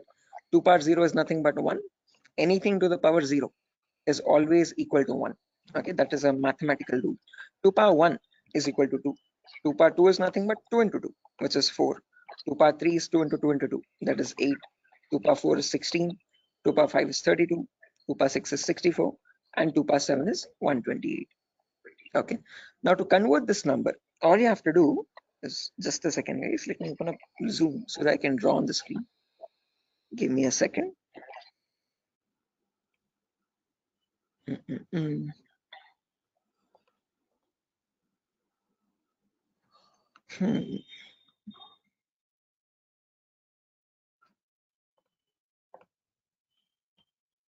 Right, perfect. So when you want to convert any number from binary to decimal, first things first, you have to write down these numbers. Then you multiply the lower number with the top one and add with the next one. As simple as that. Multiply, add, multiply, add, multiply, add. This goes on till the last step. Okay. So firstly, 2 power 0 into 0. Anything into 0 is 0 itself. So I've written 0 over here. Then 2 power 1 into 1. That is 2 power 1 is 2. As you can see, I've written the value over here. Into 1 is the value itself, 2. 2 power 2 is 4. 4 into 0 again, we have 0. 2 power 3 is 8. 8 into 1, 8 again. 2 power 4 into 0, 0. 2 power 5 into 1, 32. 2 power 6 into 0, 0. And 2 power 7 into 1, that's 128. Now when I add all this up, 128 plus 32 plus 8 plus 2, that becomes 170. So when we humans read the number 170, the computer does not understand it like 170. It understands it like 10101010, something like on signal, off signal, on signal, off signal, on signal, off signal, on, off, like that 4 times. Okay. So is this clear, guys? Any questions or doubts up to this part? Like how we have converted this binary number to a decimal number? How we know that 170 is equal to 10101010? Any questions for anyone? Again, guys, if you have any questions or doubts, please feel free to raise your hand or let me know. You can interrupt me at any certain point. Okay, no issues at all. If you want me to repeat a concept also, please do let me know. I will repeat it as many times as you want. Okay. So guys, any questions up to this part? How we have converted this binary number to a decimal number? Shiva, Sujata, Bharati, Tripti, Vidyadhar. Who else is there? Hello. Biswajit, Chaudhary, Prasad. Hello. Yeah, Biswajit. Sir, you spoke about binary to decimal conversion. Sorry, decimal to binary conversion. Am I right? No, binary to decimal. I've converted Binary. this number 10101010 to So decimal number 170. all the numbers was converted into binary as a decimal. All the binary number is converted into decimal 170. Right. This specific number 10101010. Okay. How did we do that? We wrote down these numbers 2 power 0 all the way up to 2 power 7. Multiply the lower number with the top one and add with the next one. Multiply and add, multiply and add, multiply and add. And that's how I got the final result as 170. So this 170 in binary is equal to 10101010. Right. Is this clear, Biswajit? Yes, I am clear. I know and I clear. Perfect. If everyone has understood this, guys, I have another number over here, as you can see, 01011010. Can everyone convert this value and give me the answer for that? Take your time. You have the table over here as well. Okay. And as I've mentioned, you need to multiply the lower number with the top one. And just go with the next. Multiply and add, multiply and add. Okay. Take your time, guys, and let me know.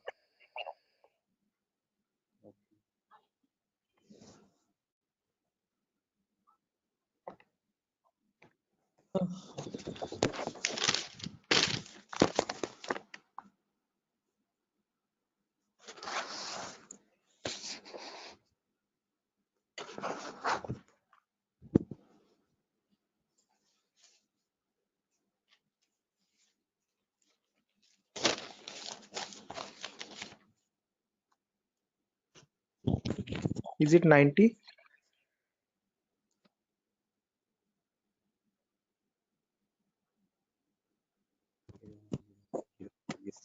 It will be 90. Correct answer, guys. 90 is the correct answer. Anyone else? Sir, are you going to provide us this text file also, or like we have to take notes in means handwritten notes? Definitely. I'm gonna give this file at the end of the class. I'll take down all your email addresses, and on your email I'll send this document directly. You don't need to take any separate notes, guys. I'm gonna send this document file. Just in case, as the class goes on, if you want to take down any running notes to note down any important points also, you can. Okay, but all these documents, all these notepad files will be given to you directly. Okay, so yeah, guys, I've received a correct answer from a lot of people over here. Again, as I've mentioned, just multiply the lower number with the top one and go on till the last. So this will be 2 power 0 into 0 plus 2 power 1 into 1 plus 2 power 2 into 0 plus 2 power 3 into 1, like that till the end, 2 power 7 into 0. Okay, to anywhere you have 0 over there, 2 power 0 into 0, just put that 0. 2 power 1 into 1, that's 2. 2 power 2 into 0, that's 0. 2 power 3 into 1, that's 8. 2 power 4 into 1, that's 16. 2 power 5 into 0, that's 0 again. 2 power 6 into 1, 64. And 2 power 7 into 0, 0. When you add all that up, 64 plus 16 plus 8 plus 2, you get the number 90. Anyone over here who has not got the number 90, guys, please do not feel shy. Again, if you're getting all the right answers, you're doing much great than me. In my first day, I could not solve this at all. Okay, I was a very dumb guy. So please, no shame in that. Okay, it's completely fine. Okay, because you need to get this concept very right in order to proceed with the further concepts. If you're failing at this one, it's gonna get a bit complex further down the lane. Okay, so any questions on this part, please do not hesitate to let me know. Okay, assuming everyone has got this right. With the other, yeah, exactly. The reason I'm showing you all this is to understand the range of IP addresses now. That's a great question. I was about to ask you. Again, I tell you myself, like in a real-time scenario, you would never have a necessity to convert a binary number to decimal or vice versa. But the reason why I'm showing you this is so that we can understand the whole range. So if you remember, I've told you, IPv4 addresses are 32-bit address. Okay, so in that 32-bit address, if I wanted to get the first IP address, all I have to do is put all zeros everywhere. Okay, now when you put all zeros everywhere, when you convert that, you get the final IP address as 0.0.0.0. Okay, but if you want to get the last IP now, you have to put all ones everywhere. Okay, in all the octets I've put all ones. So when I convert that, now there will be 2 power 0 into 1 plus 2 power 1 into 1 plus 2 power 2 into 1 all the way up to 2 power 7 into 1. So that would be 1 plus 2 plus 4 plus 8 plus 16 plus 32 plus 64 plus 128. So that is how you get the number 255. Okay, so the last IP in the IPv4 range will be 255.255.255.255. You will never have a number above 255.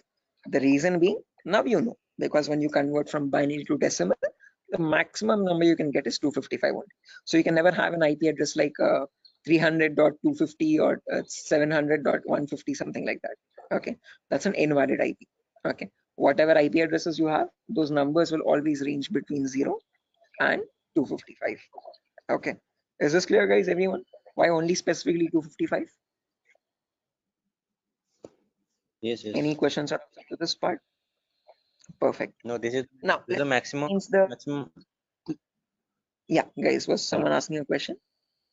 No, I just asked you. This is the maximum IP address to be connected and maximum host to be connected. Yeah, that's the last IP address you could get in the IPv4 range, Biswajit. No, this is the like from 0 to 255 hosts should be connected, I think. Not necessarily.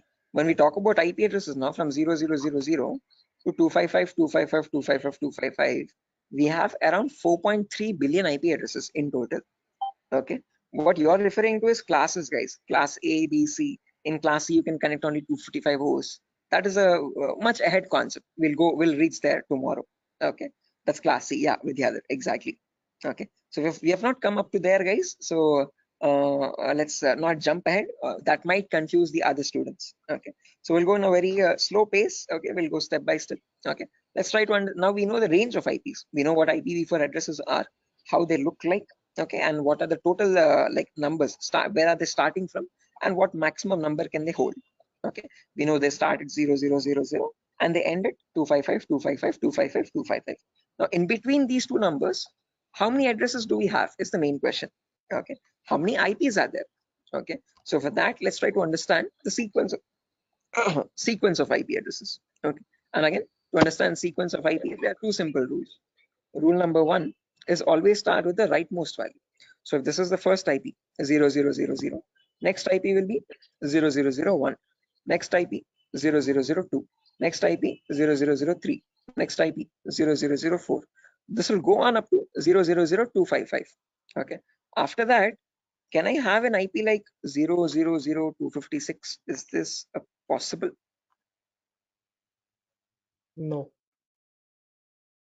Yes, this is not possible because 255th is the last IP that you can get in any octet.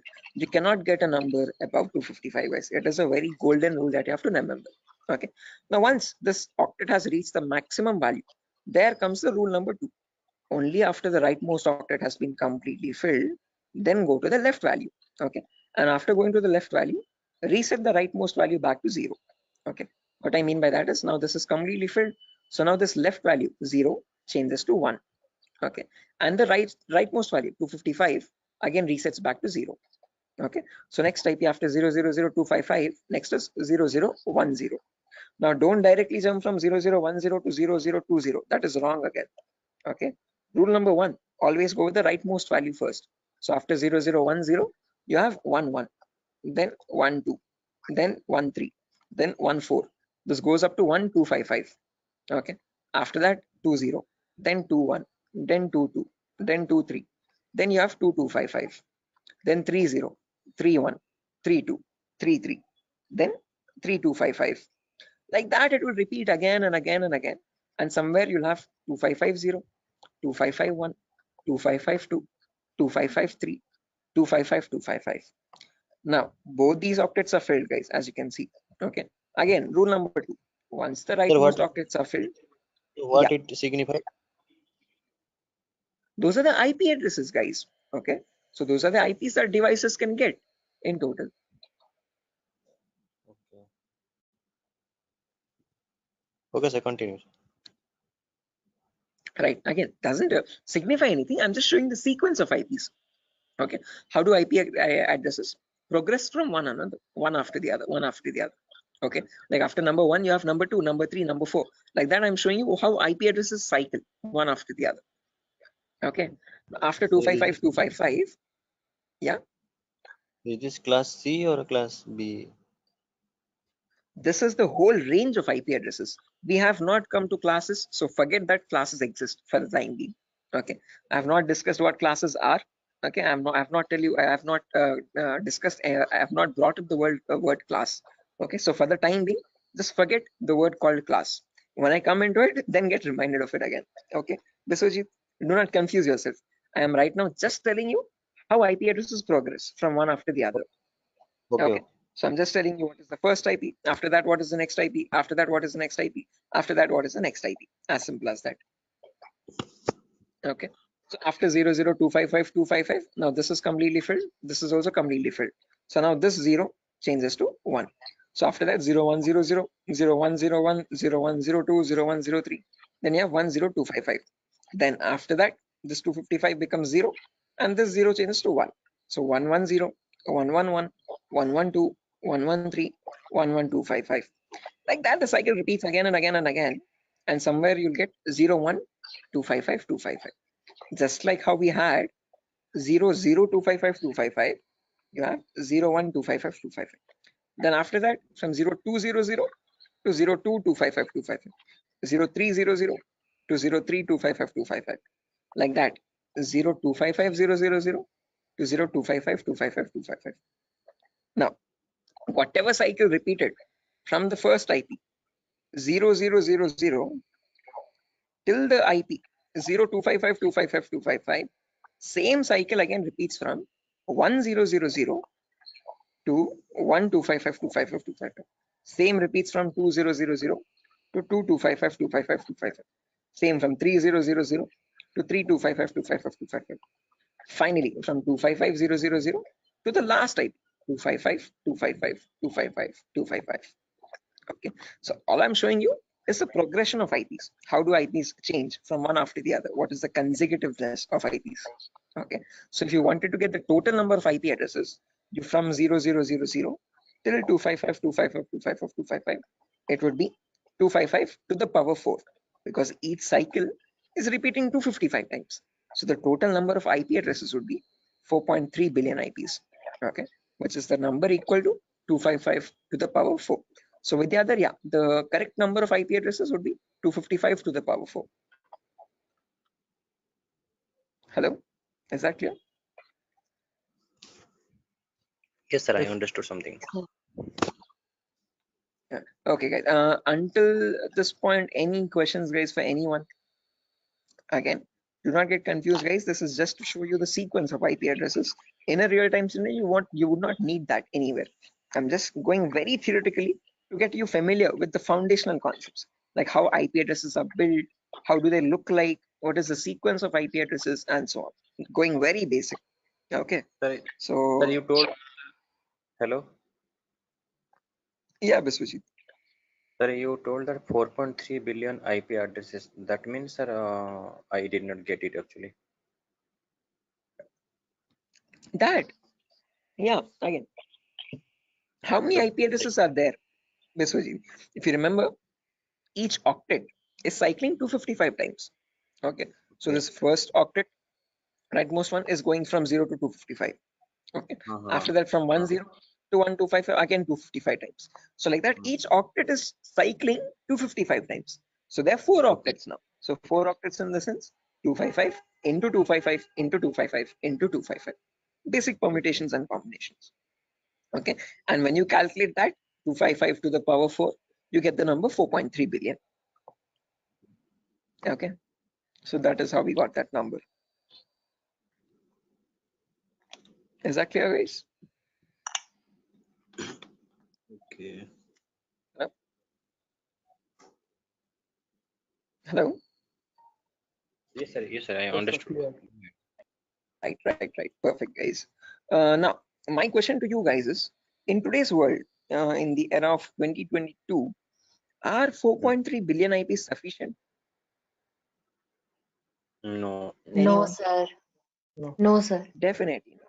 Right, correct. Because the population itself is around 8 billion people, right? Close to 8 billion or 8.5 billion. 4.3 billion IPs are nowhere sufficient at all. Okay. Again, each person might use multiple devices in the network also. Okay. So that is why, to come up as a solution, they made these IPs into 2 different parts. Okay. Solution number 1 was they divided these IPv4 addresses into again 2 categories. One, something is known as public IPs, and there's another category called private IPs. Okay. This categorization, okay, or division of IPv4 into public and private IPs is known as NATing, network address translation. Okay, when they knew that this solution is also not working out, this might also still cause the IPs to go extinct, then they came up with another set of IP addresses known as the IPv6 address, guys. Okay, so not just IPv4, there's another version as well called IPv6 address, and these are 128-bit addresses. What we are seeing until now is just a 32-bit address. 128 in the sense 4 times the size, bit length size of IPv4. Okay, but in that you have trillions and trillions of IPs. Okay, not billions, but trillions. Okay, so we'll discuss IPv6 on a later date. Okay, but in today's class, we'll end it with public and private IPs.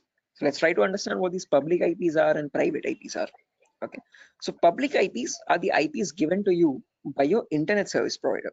So in our home, we might have different broadband connections. You could be using Act FiberNet or Airtel or Tata Docomo or BSNL. All these people are providing you the service of internet. Hence, they are known as ISP, internet service providers. Okay, they give you access to the internet by giving you a public IP. Okay, so to your home, you might have a router. Okay, that router might be getting a wire from the outside. Okay, that outside wire, that cable is nothing but giving you the public IP. Okay, so if you want to check your public IP, you just go to the browser and in the browser you could just search what is my IP. What is my IP? And from that you can find, you get an IP address over here. If I click on the first link in the browser, you can see I'm getting my fibernet from Act Fiber Beam. My location is Pedda Andhra Pradesh, Vishakhapatnam. Okay, so this is my public IP. This is the IP I'm using from my ISP to access the internet or to take the Zoom session. Okay, locally in my network, now I have multiple devices. I have my phone, I have my laptop, I have my smart TV, I have my smartwatch, and so on. So these devices internally or locally also need IP addresses. What they use in a local network, in an intranet, is known as a private IP. So private IPs are the IP addresses provided locally in a network. Okay, so this can be given manually by you, by the network admin, or they can be given automatically as well from a DHCP server. Now don't worry what this DHCP server is, we'll discuss about it in tomorrow's class. But one important thing to note is public IPs are used for connecting to internet. Private IPs are used in a local intranet. Intra is nothing but a local network, a small indigenous your house network or home network. Okay, so if I just draw this out to show you much clearly, let's say over here, this is my ISP. I hope the drawings are visible, guys. This could be my ISP, internet service provider. Okay, and I have my house over here in Vishakhapatnam somewhere. Okay, in my house I have multiple devices. I have my phone, I have my laptop, I have my smart TV, and I have my Wi-Fi router also. Okay, this router is getting a connection from the ISP outside externally. Phone will get one private IP, my laptop will get a different private IP, and my smart TV could be getting a different private IP. Each of them will be unique in a local network. Okay, so this is where public IPs come into play, and this is where private IPs are used in a local network. Is this clear, guys? Any questions up to this part theoretically? Hello? Public ISP, private. Okay, sir. Any questions, guys? Sir, actually, internet, just Yeah, internet is what you connect to the World Wide Web. Okay, whenever you're opening up your browser and connecting to any public website, okay, that public website is nothing but the internet facing site. Okay, your google.com or your yahoo.com, youtube.com, all these are public addresses. Okay, private IPs are the local IPs. So your inside home network is a private IP network, and that private network is known as the intranet. Okay, and this is the intranet, INTRANET. Okay, intra is nothing but local network, and this is the internet. Okay, is this clear, guys? Sir, Any I questions have or a doubts up to this? question. Yes, please go ahead, guys. Sir, why they have been given private IPs? Like they are also connected with internet somewhere around. Okay. So, like, why they have been given private IPs? They should be public, right? Which ones? I didn't get your point. Who's Like asking the question, guys? the devices which are in the home, they are in private IP, right? So somewhere Yeah. around they are also in connection with the ISP. So they should be Okay. public, you know. They should also be public. Yeah. So good question, Tripti, I guess. So whenever now let's notice over here. Let's say I have one phone over here and I have my laptop over here. Okay. Let's say my brother's using my phone at the moment. Let's say this is my phone. I'm browsing Facebook from my phone. My brother is using his laptop and he's also browsing Facebook. Okay. Now each of them, when they want to connect to the internet, okay, they will use the public IP. One, let's say this public IP is something like let me draw this out. Yeah, annotate. Let's say over here, my public IP is something like 1.2.3.4. Okay. Now, whenever we want to connect to facebook.com, we will use our public IP that we are getting from our ISP 1234. And using that IP, we will go and contact Facebook. And from Facebook, we will load our pages, internet or our Facebook feed or whatever it is. Okay. Now, let's say I am also browsing Facebook. My brother is also browsing Facebook from the same public IP. Now, how does Facebook know how to send my data to my phone exactly and my brother's data to the laptop or computer he is using? Okay, up to public IP, it will reach a router. But from the router, how does the router know which is the device which is holding my phone and which is the device which is holding my brother's laptop? That is where private IPs come into play. Okay, because my phone has a unique private IP where I have my account, and my brother's laptop has his own unique private IP where that system has its own private unique address again.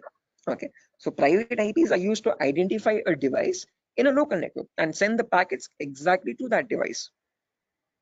Are you getting the point, Tripti? Yes, sir. Got it. Okay, so public IP is used to give you access to public services on the internet. Okay, but let's say in a local network, so when you're connecting to your Wi-Fi router to access facebook.com, your packet from your phone will always reach router first. From the router, so sorry for that, from the router it goes to Facebook server, public server. But when it is coming, when the response is coming back, it comes to router with the public IP. From that public IP, how does it know where to go? How does it know which device to connect? Because in your same Wi-Fi network, there can be many devices, multiple devices at the same time, right? For that local network connection, there is where we'll be using the private IPs importantly in a local network to give identity to each device in a local intranet private network. Is that clear, guys? Yes, sir. Right. Sir, I have a Perfect. question. Yes. Sir, can we change a private IP address by ourselves? Yes, you can. Private IPs are in completely your control, and you can modify them according to your choice. There was another question in the chat. But why you be subnetting? Again, Vidyadhar, subnetting is only a concept to reduce the wastage of private IPs. Again, others who don't know what subnetting is, guys, do not get confused. This is a very advanced concept. We don't need to go into that depth of networking. Okay, but subnetting is where you can divide one class into multiple classes. So Vidyadhar, just to give you this answer, okay, others, just ignore this. Okay, this is you could say gibberish for you for the time being. Okay, so Vidyadhar, let's say I have 50 devices in my network, but I'm using class C. Okay, so now if I have my let's say in my organization there are two departments, one is accounting and one is sales. Okay, accounting needs 50 IPs, sales needs 50 IPs. Okay, the smallest class I can use is class C address, but in class C we can connect 255 devices. So if I remove 50 IPs from that, remaining 150 how many remaining 205 IPs are going wasted over there. So what I can do is I can break that class C into much more smaller subnets. Okay, so I can make it into two subnets where in each subnet I have again 122 devices. Okay, if I want, I can break that into 4 subnets again, where each will have again 64 IP addresses. Okay, so subnetting is just use when you want to break down smaller classes and see to it that you're not wasting IP addresses. Okay, so what I can do is I can break this class C into 4 subnets. Okay, with each Hello. 62 devices each. Yeah, with the other. Sir, actually, I have a question that it is not correct or that we are saying that we are wasting IP addresses or anything else, because sir, Sorry. we have many IPs. We can use it. You can, you definitely can. Okay, but just to So then not why get confused, let's say, IP address are wasting? sorry.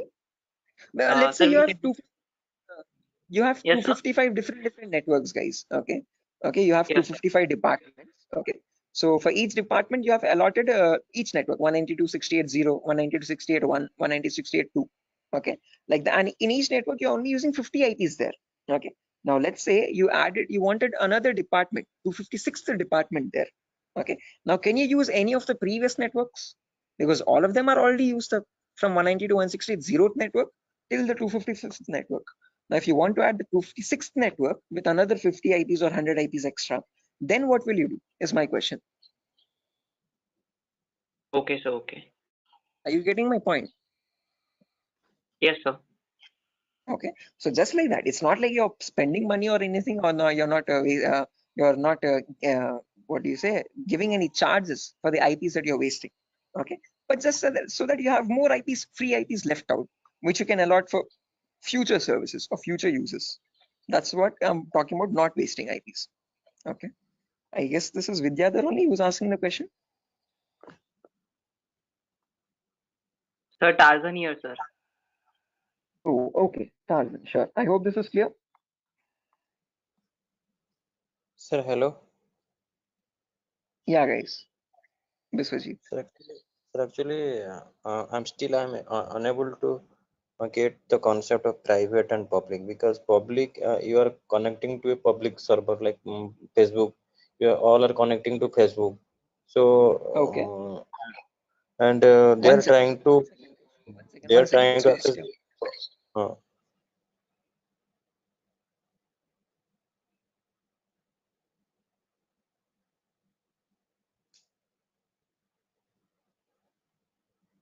Stay on hold. Just give me 1 minute, guys. I'm so sorry for that. Biswajit, just give me a minute.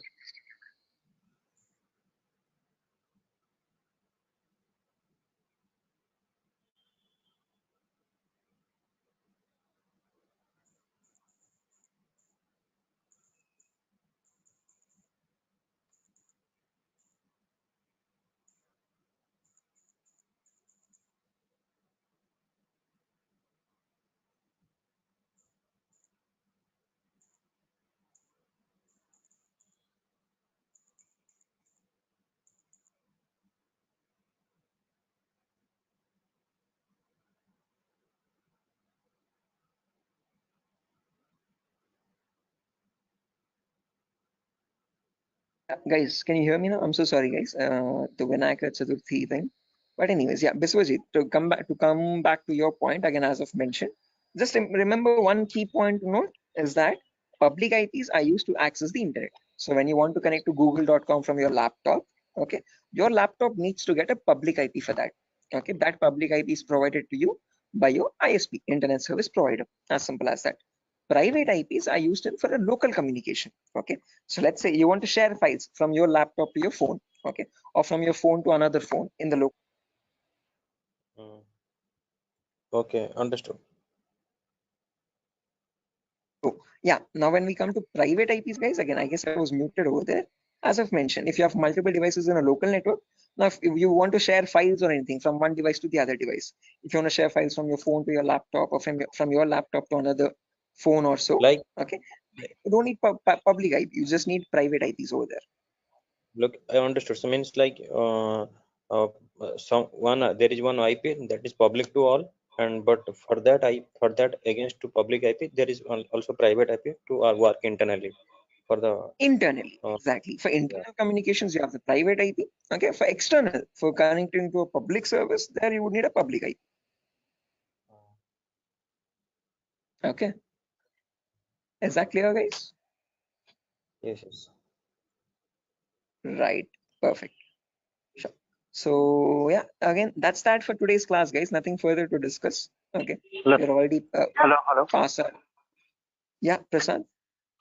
Yeah, sir, sorry to ask you like this, sir. I have joined, half an hour late to the class, so I want to know the index.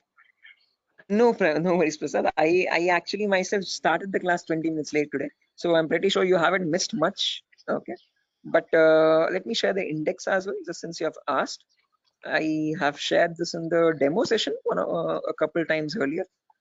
I hope you have attended the demos as well. If not, No, once. no. Okay, no worries. You can access that from Durgasoft's official YouTube page as well. This is the course content, guys. Okay, so we'll have a few introductory classes first, basic networking concepts, Linux and Windows commands, Windows Server configuration, virtualization, how to install Kali Linux.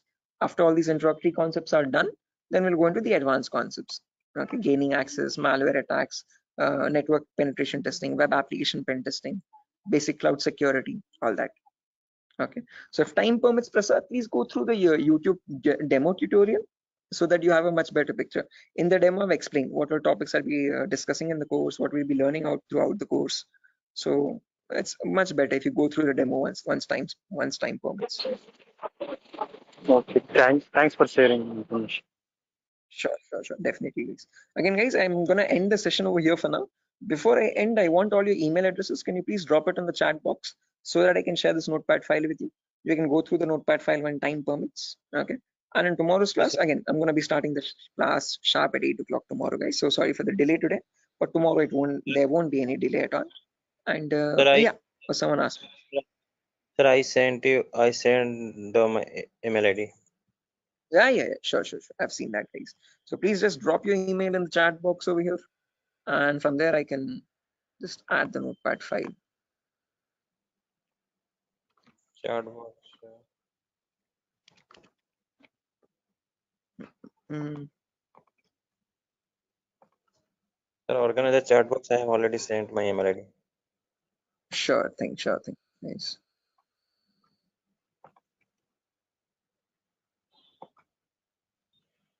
Can we drop your call or Can we what? Sorry. can we drop your call or we have to wait? No. Once you have dropped your email, you can leave, guys. Not an issue. Okay. Once Thank you. once you've dropped your email in the chat box, you can leave. You can join back tomorrow at the same time, guys. Sir, are you gonna send that class from the starting demo session to now, or you will send from the today only? Sorry, I didn't get you. No. I asked you. So the today classes lecture you will send by mail, or you are gonna send from the starting demo sessions? Are you talking about the recording specifically, Biswajit? Or are you talking about just the notepad files? This is the only notepad for today's only, na? Yeah, only today's notepad. Okay, demo. Okay. I don't have a notepad file for the demo. It's just a presentation. Okay. You have the demo already on your YouTube. Okay, but you will be getting the recordings for these classes in a few days, guys. We still need to receive the payments and all. So once all the payments have been confirmed, the link is going to change. So if you have not made any payments yet, please please initiate payments. And after that, we'll be sharing you the recordings as well. Until then, you'll only be getting the notepad files. Okay, sure. So I've got over here 1, 2, What is the 3. course fee? It's 8,000 rupees, guys.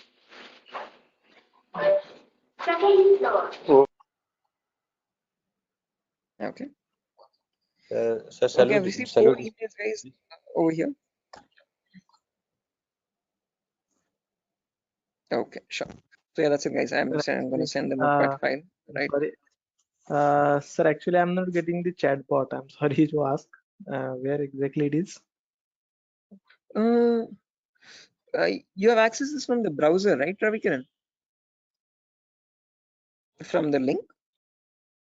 On the top right corner, you can see this. Actually, I'm accessing it from the application, so that's why I'm not getting that. I think. Okay. On the top right corner, do you see some blurred space or blind or dots or something? Top right corner or top left corner? Anywhere? Just a second.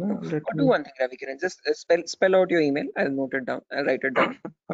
Yes, Deshmukh. Deshmukh. 1 second. Yes. Deshmukh. RGD. R for rabbit, G for goat, and D for G for goat. G, okay. G for goat. D. Okay, D. Yeah. @gmail.com. Perfect. Okay. Thank you. Okay, guys. Right. So yeah, that's that, guys. Nothing further. I've received 5 emails, and on those 5 emails, I've sent the notepad file. You can access them. And tomorrow's class will continue from where we left off. We'll discuss much more in detail about these private and public IPs. We'll discuss what these classes are, class A, B, C, D, and E. And I promise we'll discuss what DNS and DHCP servers are. Okay. So yeah, that's it, guys. Nothing further. I'll exit the session, and I'll see you tomorrow at the same time. Okay, at 8 o'clock. Okay, sure. Bye, guys. That's it. Bye, guys. Thank you, sir. Thank you, guys. Bye. Have a good day tomorrow. I'll see you soon. Thank you, sir. Good night. Good night.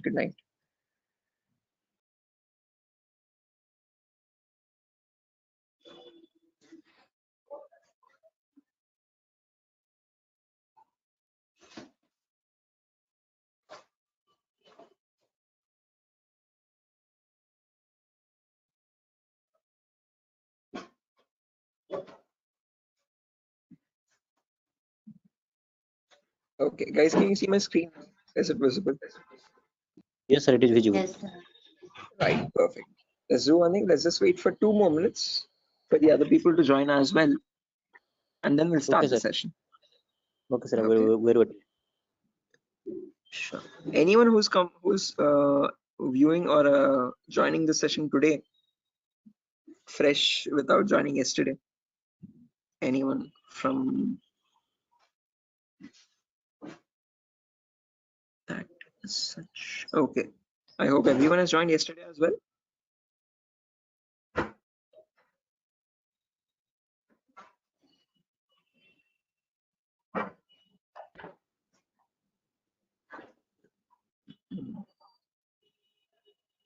Oh, Anand, this is your first class. Achha. Okay, Anand, I'll do one thing. I'll just take a quick recap of whatever we discussed yesterday. In the meanwhile, okay, there's Biswajit, Mamoon, Ravikiran. Ravikiran, did you call me in the evening, Ravikiran? I was a bit out. I was a bit busy. I'm so sorry you couldn't attend to your call. I thought of calling. Yes, sir. Actually, I Slipped my called you mind. because I had one query. So, Achha. so I will call you. Means I will ask you on a telephone call only. Sure.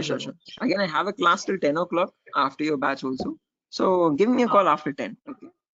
Okay, sir. No problem. Thank you. Sure. Okay. Then Shiva, Sujata, Tripti. Okay. Tripti, I have received your email as well. I'll be sharing the notepad file today. I'm so sorry I couldn't do it yesterday. Okay, so no problem. Sure. Okay, so a quick recap, guys, on yesterday's class. We were discussing basic networking concepts. Let me open up my networking document.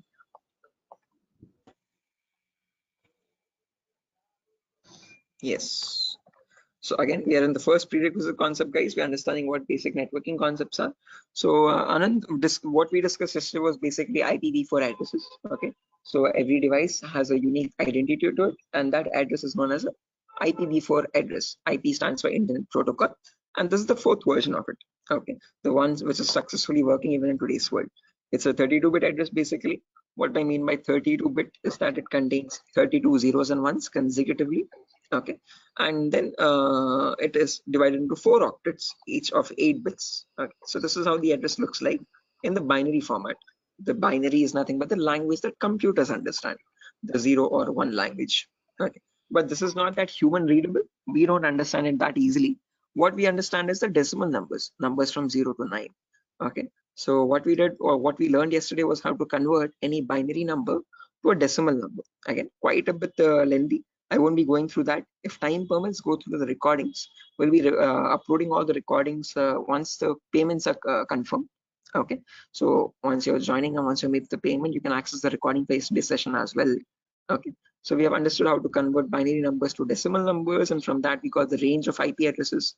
First IP being 0000, and the last IP being 255.255.255.255. These are the IPv4 address range. Okay, and then we learned what is the consecutiveness. So what is the sequence of IP addresses? What are the 2 important rules for that? And then we have seen how many IPs are there in total, 4.3 billion IPs. So where we ended the class yesterday was we learned that these 4.3 billion IPs are divided into 2 categories, public IPs and private IPs. Okay, so this is where we worked up to, guys, in the last class. Okay, so we have to continue from here onwards in today's. So yeah, this is the new thing. Okay, so let's get started, guys, without any further ado. So if you remember yesterday, as I've mentioned, there are 2 categories, public and private. Okay, public IPs are the IPs given to you from the ISP, internet service provider. Okay, whatever ISP you have at your home, Act Fibernet or Airtel or Tata Docomo or BSNL, these all companies are known as internet service providers. They provide you or they give you the service of internet. Okay, so whenever you want to access a website, okay, which is on the internet facing side, you always need a public IP on your system. Private IPs, on the other hand, are for intranet, for local communications. Okay, so in your device, in your network, if you have your phone, your laptop, your smart TV, your smartwatch, and so on. So if each of these devices want to communicate with one another, they have to have their own unique identities. Okay, and that local unique identity is known as a private. Okay, now if you remember, I've told you that there are 2 categories only, but there's one more categorization. All these 4.3 billion IP are again categorized into 5 classes. Okay, why classes? I'll explain that very shortly. Okay, but just to understand, as I've mentioned, there are 5 classes. Let me draw it out and show you. Just a second, guys. Shall we write something or you? No, again, if you want a running notes, you can write side by side, guys. Okay, as I'm teaching. But if not, as I've mentioned, just like yesterday, I'll be sharing the same recording notepad file. So I've already shared the notepad file with a lot of students, whoever gave me their email addresses yesterday. If not, I'll share again. Okay. So yeah, I was telling about 5 classes, as I've mentioned. So this is how your classes are categorized. So if I take this whole big box over here, I hope the drawings are visible, guys. Let's say this whole huge box is my IPv4 addresses, the whole IPv4 range. Addresses. How many addresses do we have in total? 4.3 billion addresses. Okay. Now these 4.3 billion addresses are divided into 5 categories. Okay. So let me draw some smaller boxes. So this is the first class, class A. Then you have class B, and then class C, and class D, and class E. So these are the 5 boxes. Okay. So this is class A, as I've mentioned. Then there is class B. Then there is C, D, and E finally. Now each of these classes again are categorized into public and private IPs. We have already seen this yesterday. So this has some public and private IPs. This has some public and private IPs again, class B. Class C also has some public and private IPs. Class D and class C, there are no private IPs. All of them are directly public.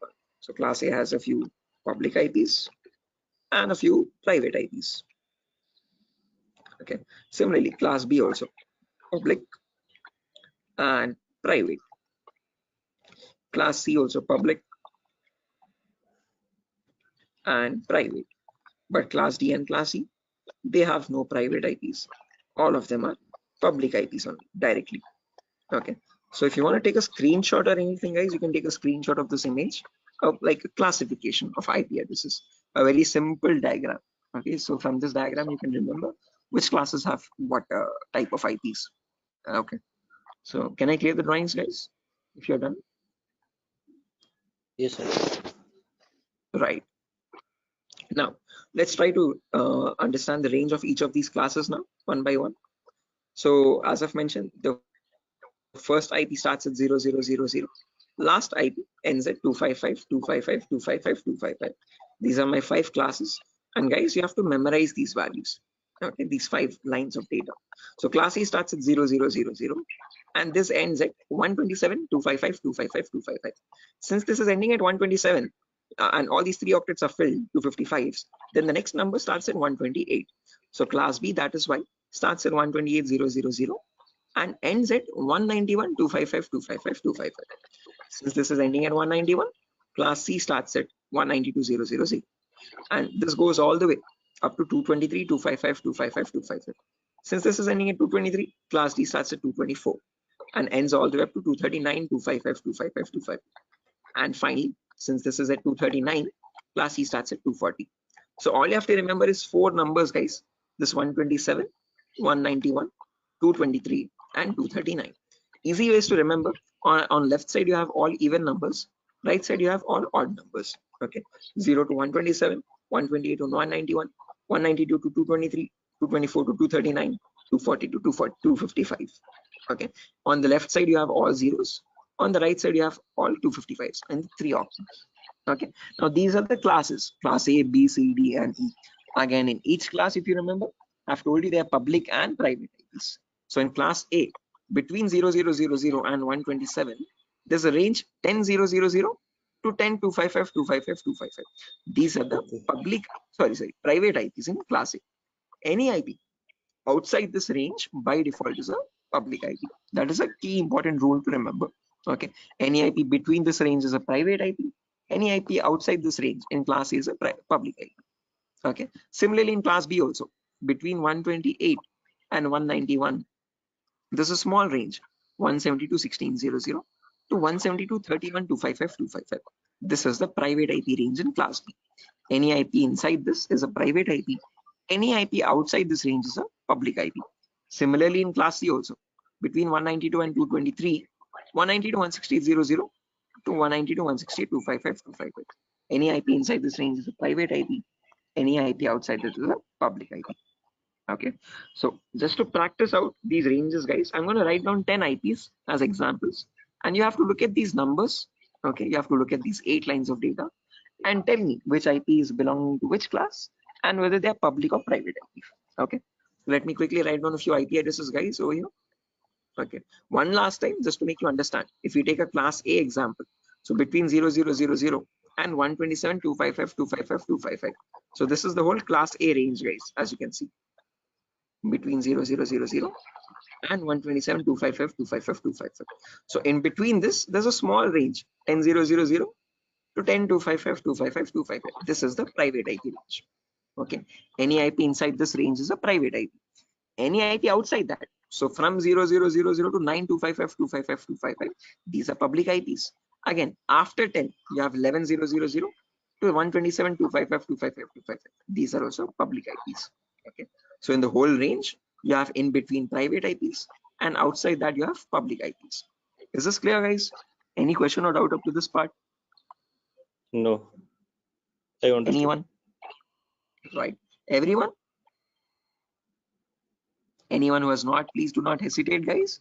Please let me know. If you want, I will explain again. Anyone who wants me to explain this again, guys, who has not understood this? Perfect. Okay, guys, I hope you're not being shy or anything. Please do not hesitate, guys. It's going to be your loss. If you want me to explain, I'll try to explain in much better formats as many times as you want. Okay, the main objective is that you do not get confused here. Okay, because these are very important foundational concepts. Okay, so what I'm going to do now is I'm going to write down 10 random IPs. You have to look at these ranges and tell me which IPs, which class, and whether they're public or private. So let me quickly write them down.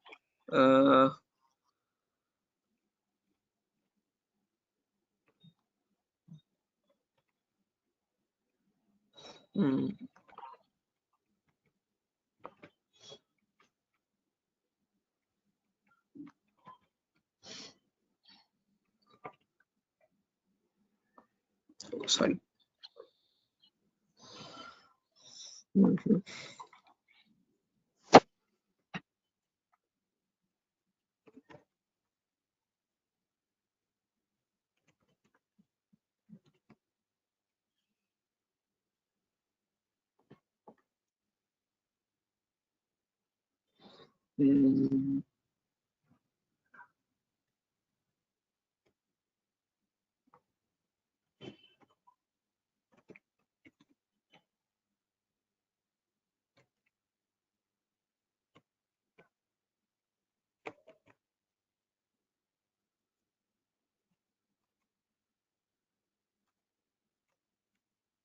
Okay, so I have 10 IPs over here, guys. Look at the first IP, 10, 20, 30, 40. Now tell me which class it belongs to first. Class A. Class A, perfect answer. Class A. Why class A? Sorry? Class Yeah, guys, A. right, perfect. Why class A? Because this is 10 dot something, and 10 is falling between 0 and 127. So that is why this is a class A address. Perfect answer. And which IP is it? Is it a public IP or a private IP? Private IP. Private IP. Perfect answer. Why specifically private? Because now you told me that this is class A, and class A private IP starts from 10.000 and up to 10.255.255.255. Okay, so the first octet is matching 10. After that, the remaining 3 octets, it can be any number between 000 and 255.255.255. So this is a private IP. Okay, next IP, guys. Class C. Sorry, class B. B for Batman. C. C. Okay, C for cat. How many of you say this is class C, guys? Everyone, or any other answers? No, Class the 190 plus C. Right, class C. Correct answer, guys, everyone. Sujata, was that you who answered first, or Tripti, was that you? Yes, sir. Sujata, okay, right. Okay, after that, now can you tell me which IP it is, whether it's a public IP or a private IP? 192, 168. It's a public. It's a public I guess IP. private. Okay, I have what do you say, conflicting answers over here. Some of you are saying public IP, some of you are saying private IPs. How many Yes, of sir. you are voting for public IP? Yes, sir. Public. Yes, No, sir, sir, public. private. Sir, private, because you have written here 192 private IP class C. Okay, But 192. it is from 168. It is 165. So it should be 192, private 168. public IP address. Sir, Yes, private correct. IP. So you have mentioned over No. Yeah, Biswajit, point is right. Okay, if you take the first octet, 192 is matching, well and good. Okay, but if you observe the remaining 3 octets also, this is 165. Okay, and in private IP, it's starting from 168.00 to 168.255.255. Okay, number is 165, which is outside that range. So therefore, this is a public IP. Okay, so you answered correct first time, and then you changed your answer later on. So again, no confusion. So in class A, it should be between 10 and 10. Remaining 3 octets, doesn't matter what they are. In class B, it should be between 170 to 16 and 170 to 31. Okay, doesn't matter what the remaining 2 octets are. In class C, it should be between 190 to 168.00 and 190 to 162.255.255. So these two should match first 2 octets. Remaining 2 doesn't matter what they are.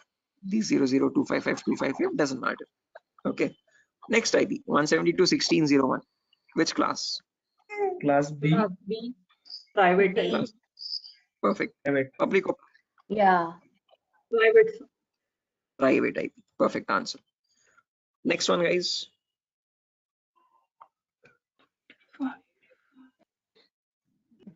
Class Class D. E. Public. Class D. D. Okay, D. Public or private? The public. There is no private in class D, right?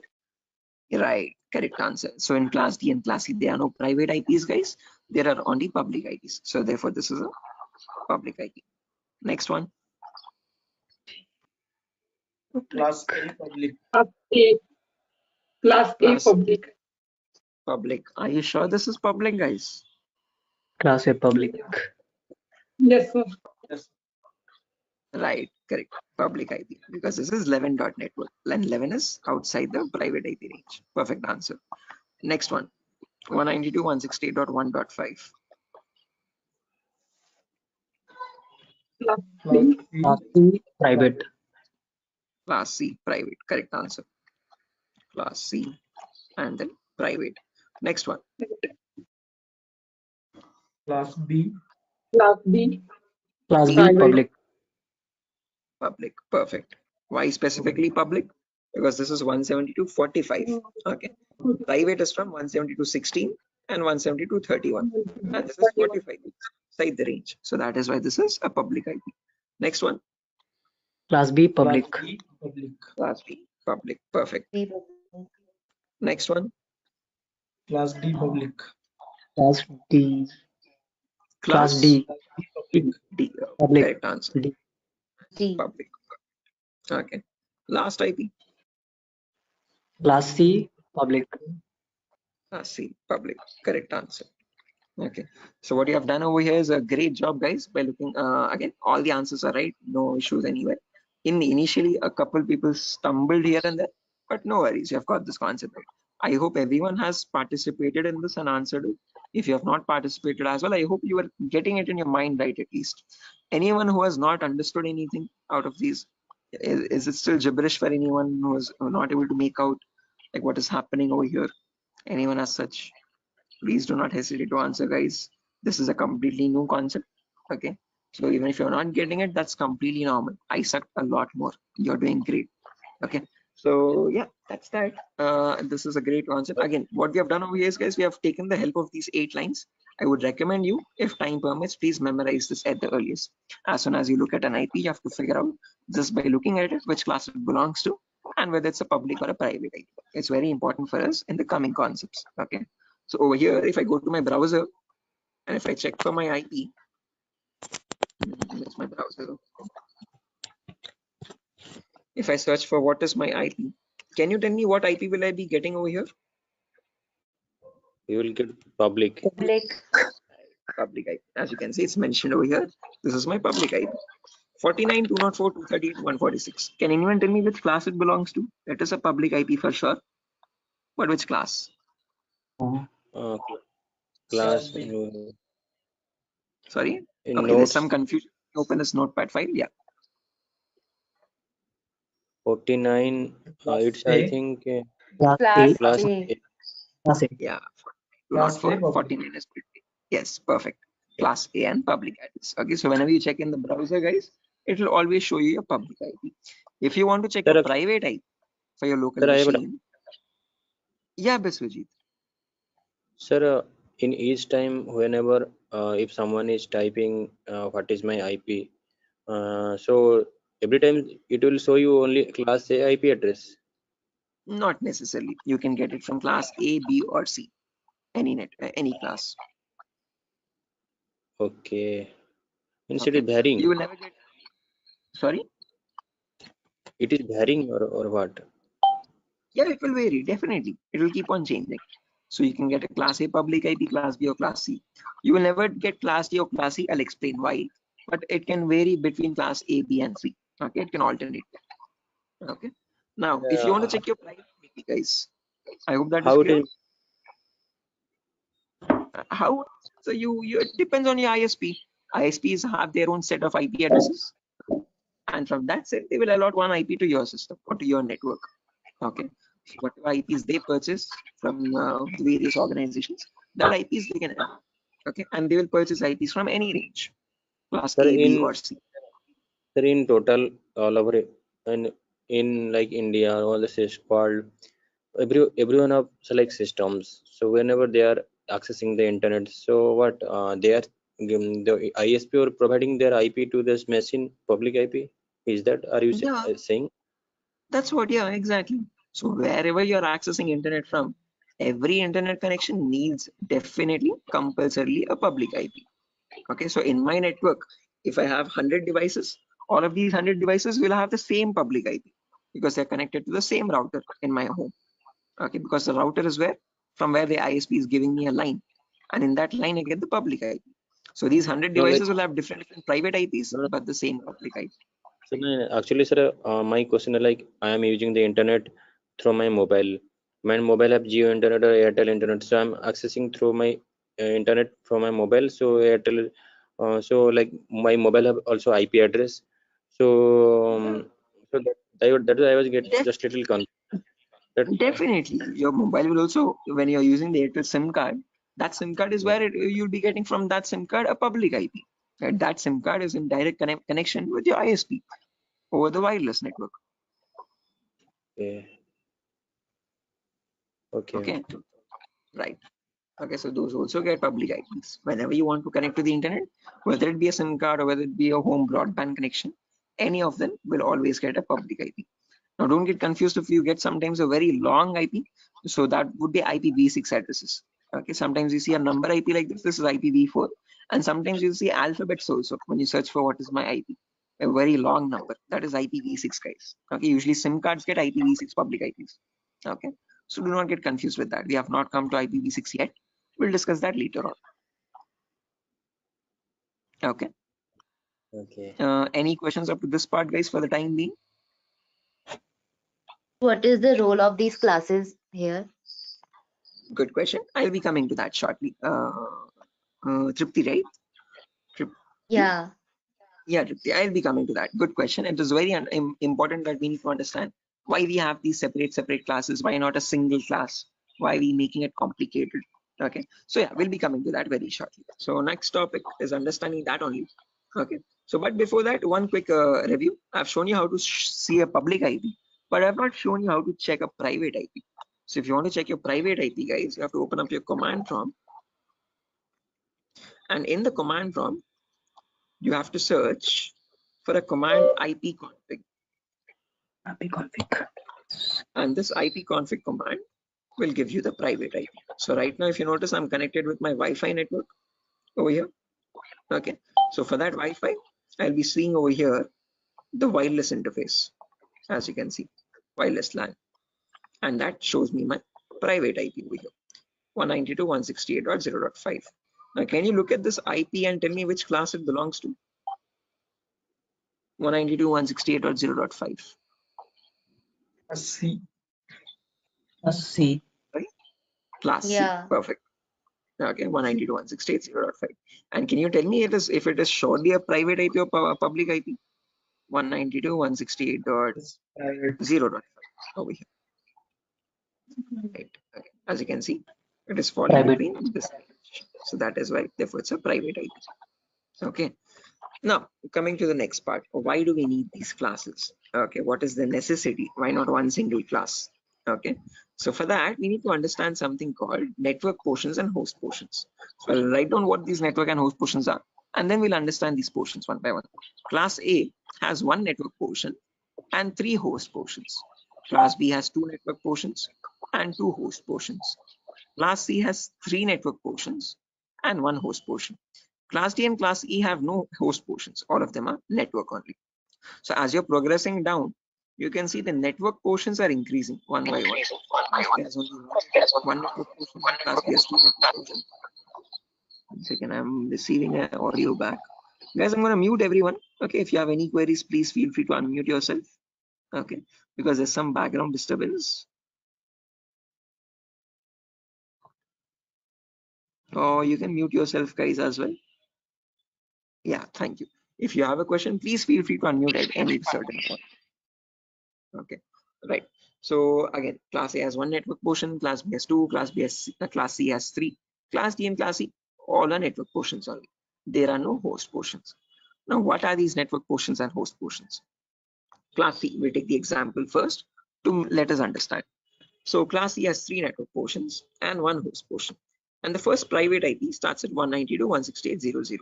That is the same thing which I've written over here, as you can see.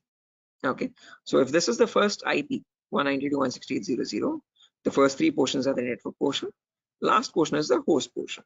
Okay, so if this is the first IP, next IP will be 192.168.0.1, next IP 0.2, next IP 0.3, next IP 0.4. This goes on up to the last number 0.255. Okay, can you have an IP like 192.168.0.256? Is this possible? No. Right, again 255 is the maximum number you can get in any octet, so 256 is not possible. So once an octet reaches the maximum value, the next left octet will change. So this 0 now becomes a 1 and this 255 becomes a 0 again. This is what we saw in yesterday's class, cycling. Okay, so the 0 becomes 1 and this 255 becomes 0. Then you have 1 0, 1 1, 1 2, 1 3, 1 4 up to 1255.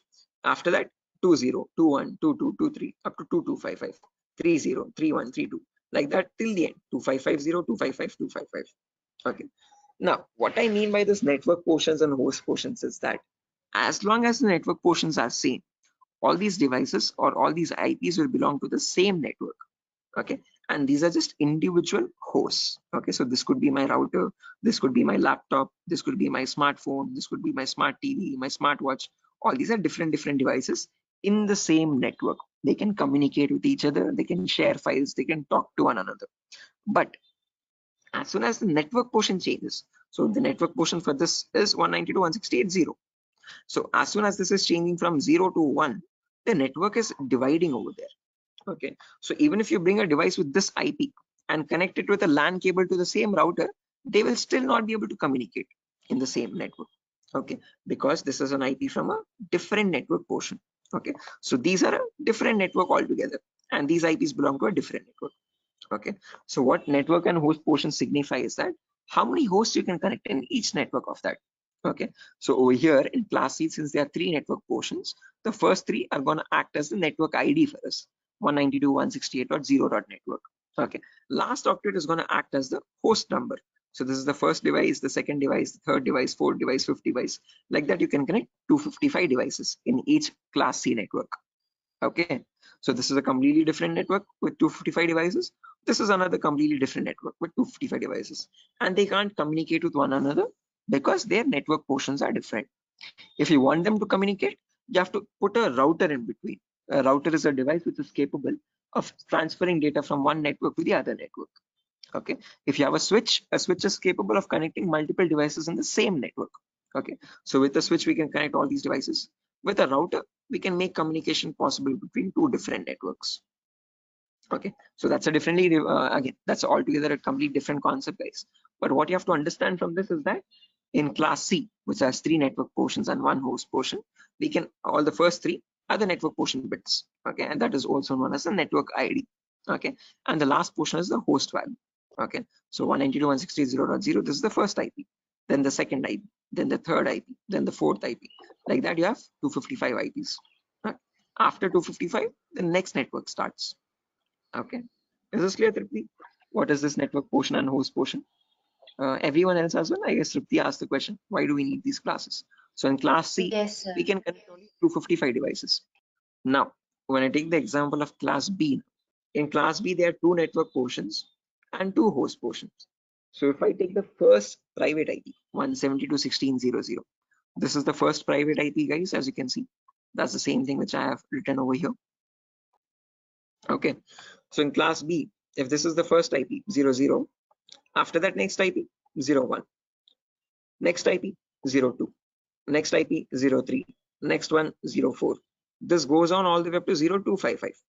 After 0255, then you have 10, 11, 12, 13, up to 1255. Then 20, 21, 22, 23, up to 2255. Like that, the cycle repeats again and again and again. And finally, you reach somewhere 255, 255. Now, once these both octets are filled, this 16 now will change to 70. Same concept. As long as the network portions are same, okay, 170 to 16, as long as this number is same, all these are different devices in the same network. But as soon as the 16 changes to 17, the network will divide over there. Okay, now these are a completely different network IPs. These are a completely different network IPs. And this is also a completely different network again. Now, how many devices can we connect in each network of class B? From 170 to 16.00 till 170 to 16.255.255, we can connect a total of 255 into 255 devices, which is 65525 hosts. In class C, we could only connect 255. In class B, we can connect 65,000 devices. Is this clear, guys? Any question up to this part? Anyone? Sir, actually, could you please explain little bit again? Okay, class A, C or class B, Viswajit? No, actually, I understood class C has some portion, class Yeah, once class. right, sure. So again, as I've mentioned, each class has its own network and host portions. Class A has only 1 network portion, class B has 2 network portions, class C has 3 network portions. What I mean by these 3 network portions are that in class C, if I take the first private IP, 192.168.0.0, so from this 00 IP till 0255, okay, so this last octet is the host portion. What is host? Yes, Host is nothing but an the C. individual device. Okay, your laptop, your phone, your router, your smart TV, smartwatch, whatever appliance is there or whatever device is there, that is a host. So each of these is a different device. Okay, now if I connect my phone now with a different IP, 1.1 IP or 1.0 IP, and if I bring it in this network, it will still not be able to communicate because these IPs Yes, belong to a different network, 1 dot network. These are the 0 yes. dot network. Okay, so in class C, like that, in each network, you can connect maximum 255 devices only. If I take class B next, there are 2 network portions and 2 host portions. So that is why from 16.00 till 16.255.255, all these are in the same network. So that is why you can connect maximum 255 into 255 devices. That is 65,525. Is this clear now? Yes, yes. Okay. Anand, might be a bit confusing if you're completely new to networking concepts. I hope you're getting along.